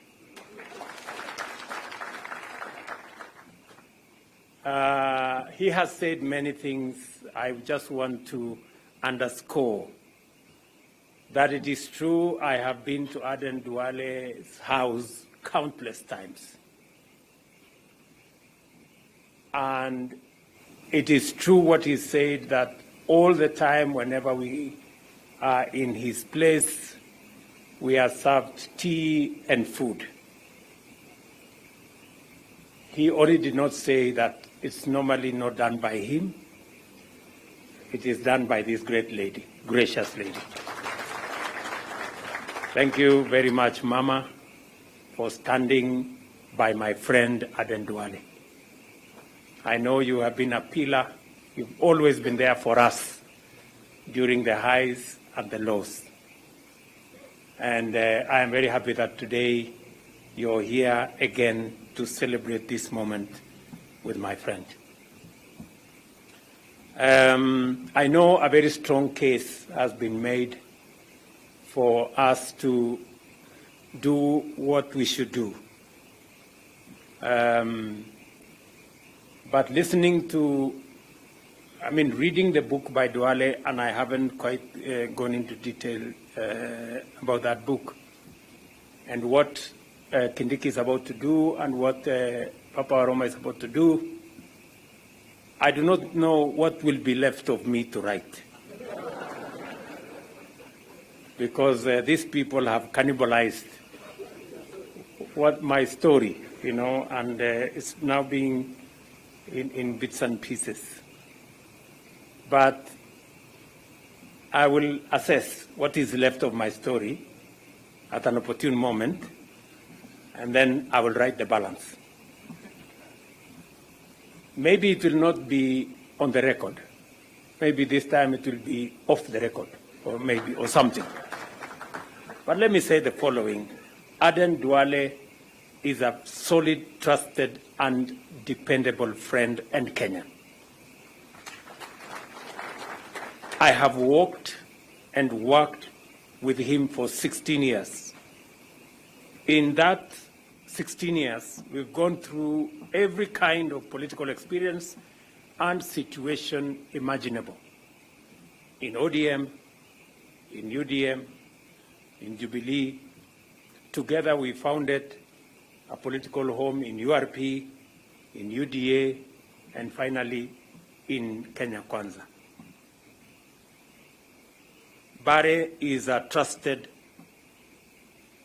and trustworthy person and has no time and place for political betrayal, backstabbing, and the use and dump philosophy perfected by many.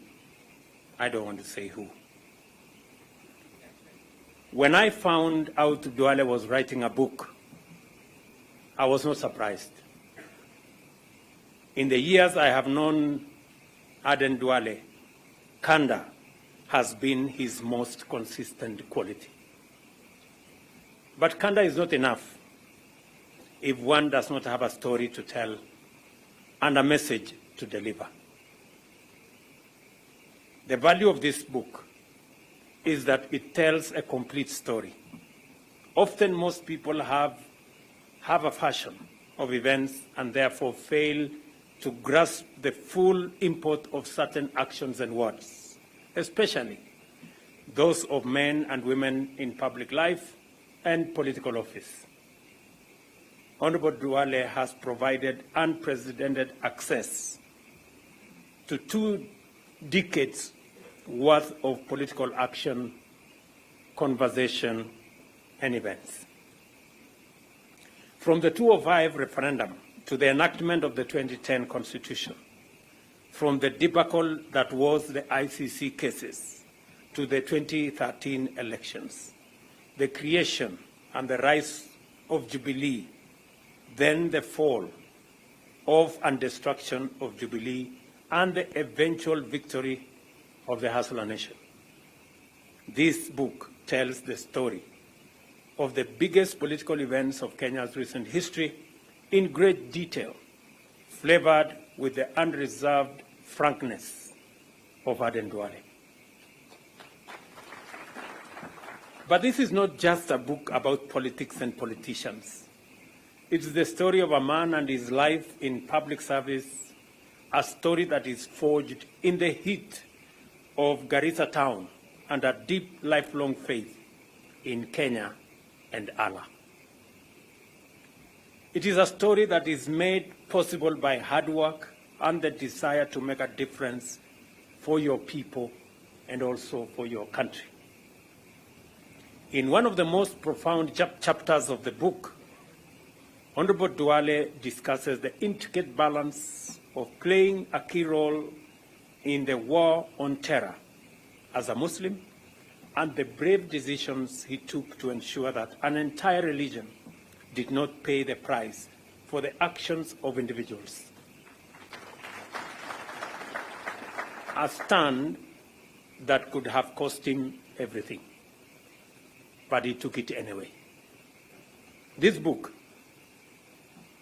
is a man bearing his soul out for all of us to read, so that we can understand how far he has journeyed in his experience of this country as a citizen and a public servant. It is a reflection on family, on faith, on leadership, and on the Republic of Kenya.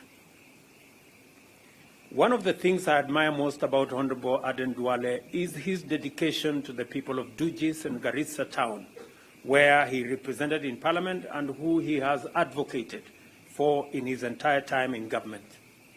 In this book, his frustration at the lack of development in Kenya's north and his zeal and efforts to change the situation is clear for all of us to see. Perhaps because we are friends, perhaps because we are comrades. When I read this book, I get the sense that he has not written this book for entertainment.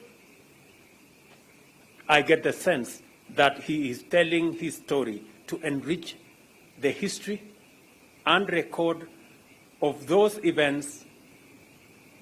But more than that, I also see an argument, a stand for the kind of leadership Kenya needs and Kenya deserves. In this story, in this book, the events he has enumerated, the intrigues, the deceit, the betrayal, gives us a glimpse of a different side of politics. That politics doesn't always have to be deceitful. It doesn't always have to be about betrayal. It doesn't always have to be brutal. Politics can be what Aden, Duale, and myself are today. It can speak to friendship. It can speak to loyalty. It can speak to working together. And it can speak to protecting one another. I can say without a doubt that being friends with Aden Duale is not easy. He's a very difficult man. Because whatever he believes in, he believes in. And sometimes I ran into a lot of trouble with many of my friends because of Aden Duale. But when it mattered, when it counted, you could count on Aden Duale. Problems aside, challenges aside, but when it mattered, he was in the right place all the time. And that has also inspired me to be loyal to my friends. Because the people who stand with you when nobody wants to stand with you, you should stand with them when nobody wants to stand with them. I know many people in this journey told me, this Aden Duale is giving us problems. He has chased everybody, the people, I don't know what he has done, this. But when the chips were down, Aden Duale was there to be counted on. And that made the whole difference. I have quite a bit of a story to tell. When I read this book, I felt nostalgic that even though Aaron has thrown a few jabs on me with veiled accusations of on many things,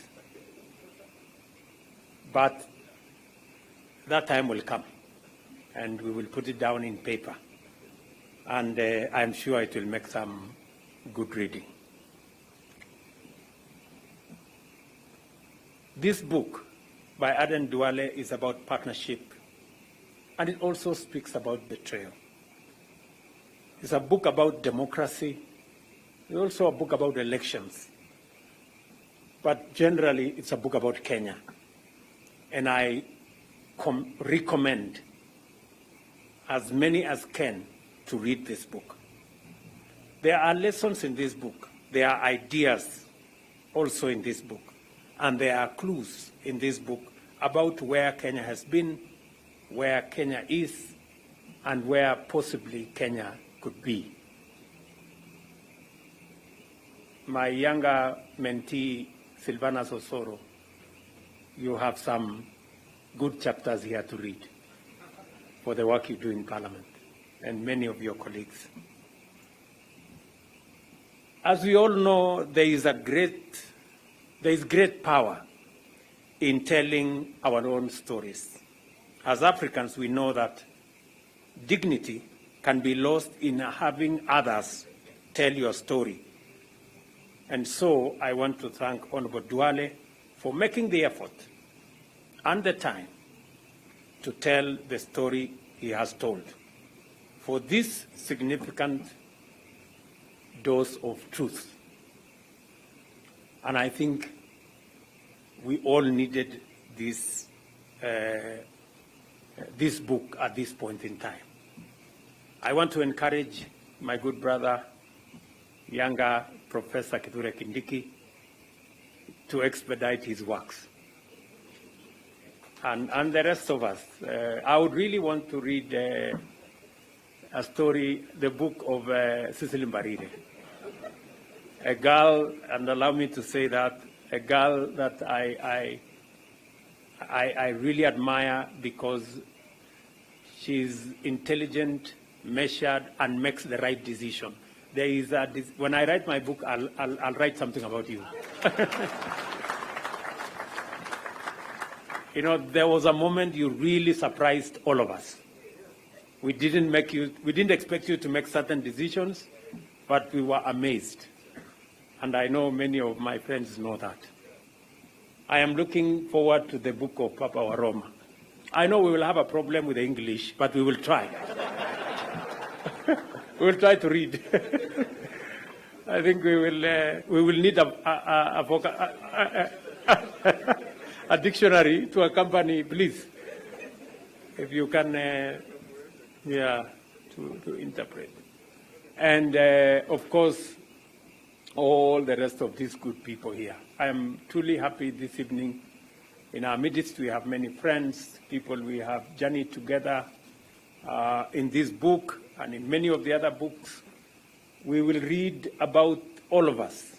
In this book, we have the former presidents, we have President Uhuru Kenyatta in this book, we have Raila Odinga in this book, we have many of our other friends in different formations at different times, but it speaks to us as one people, the people of Kenya, irrespective of all the political permutations that keep evolving. Hopefully, with a dose of what Duale has said, we can make our politics much more subtle. We can eliminate deceit, betrayal, and conmanship from our politics, and make our politics much more decent, much more people-centered, and we can build on solid political parties and political formations that are anchored around a philosophy about our country, about where we want to take our country. And we will keep, and I have told many of the younger politicians that we are available to mentor the younger politicians. It is the best thing we can do for our country. And we want the younger politicians to be better than us.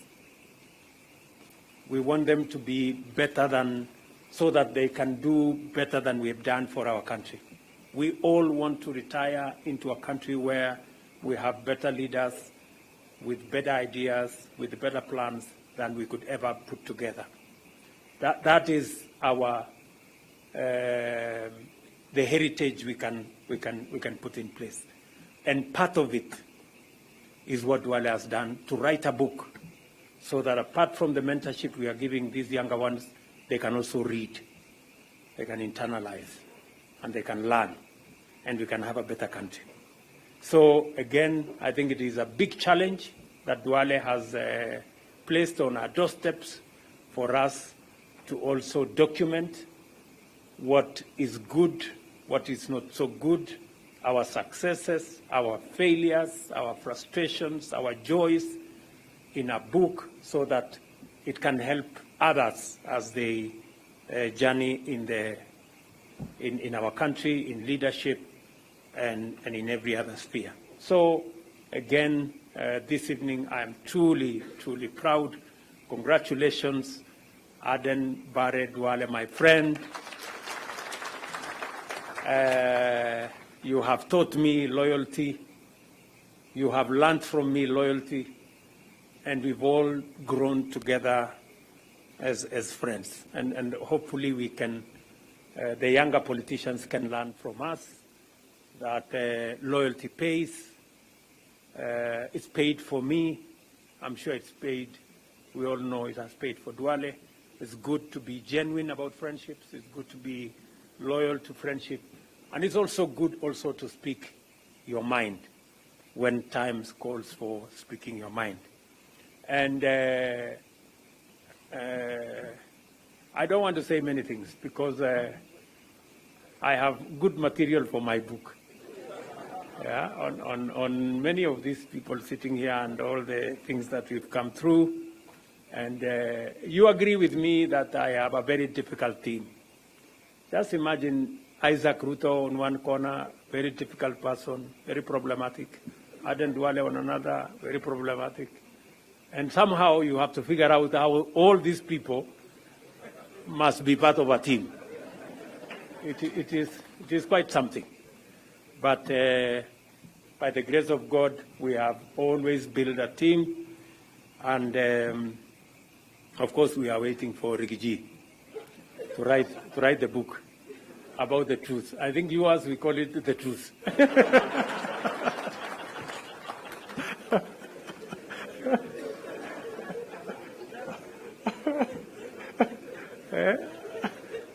Maybe the whole truth or something. All right. Yeah. So again, congratulations, Duale, congratulations, Mama and the family, and to all the future writers who are here and those who are not here. Asanteni sana. I don't know whether I said everything I wanted to say. I think I'm also a bit excited. I think I've said everything I wanted to say. So congratulations, asante sana.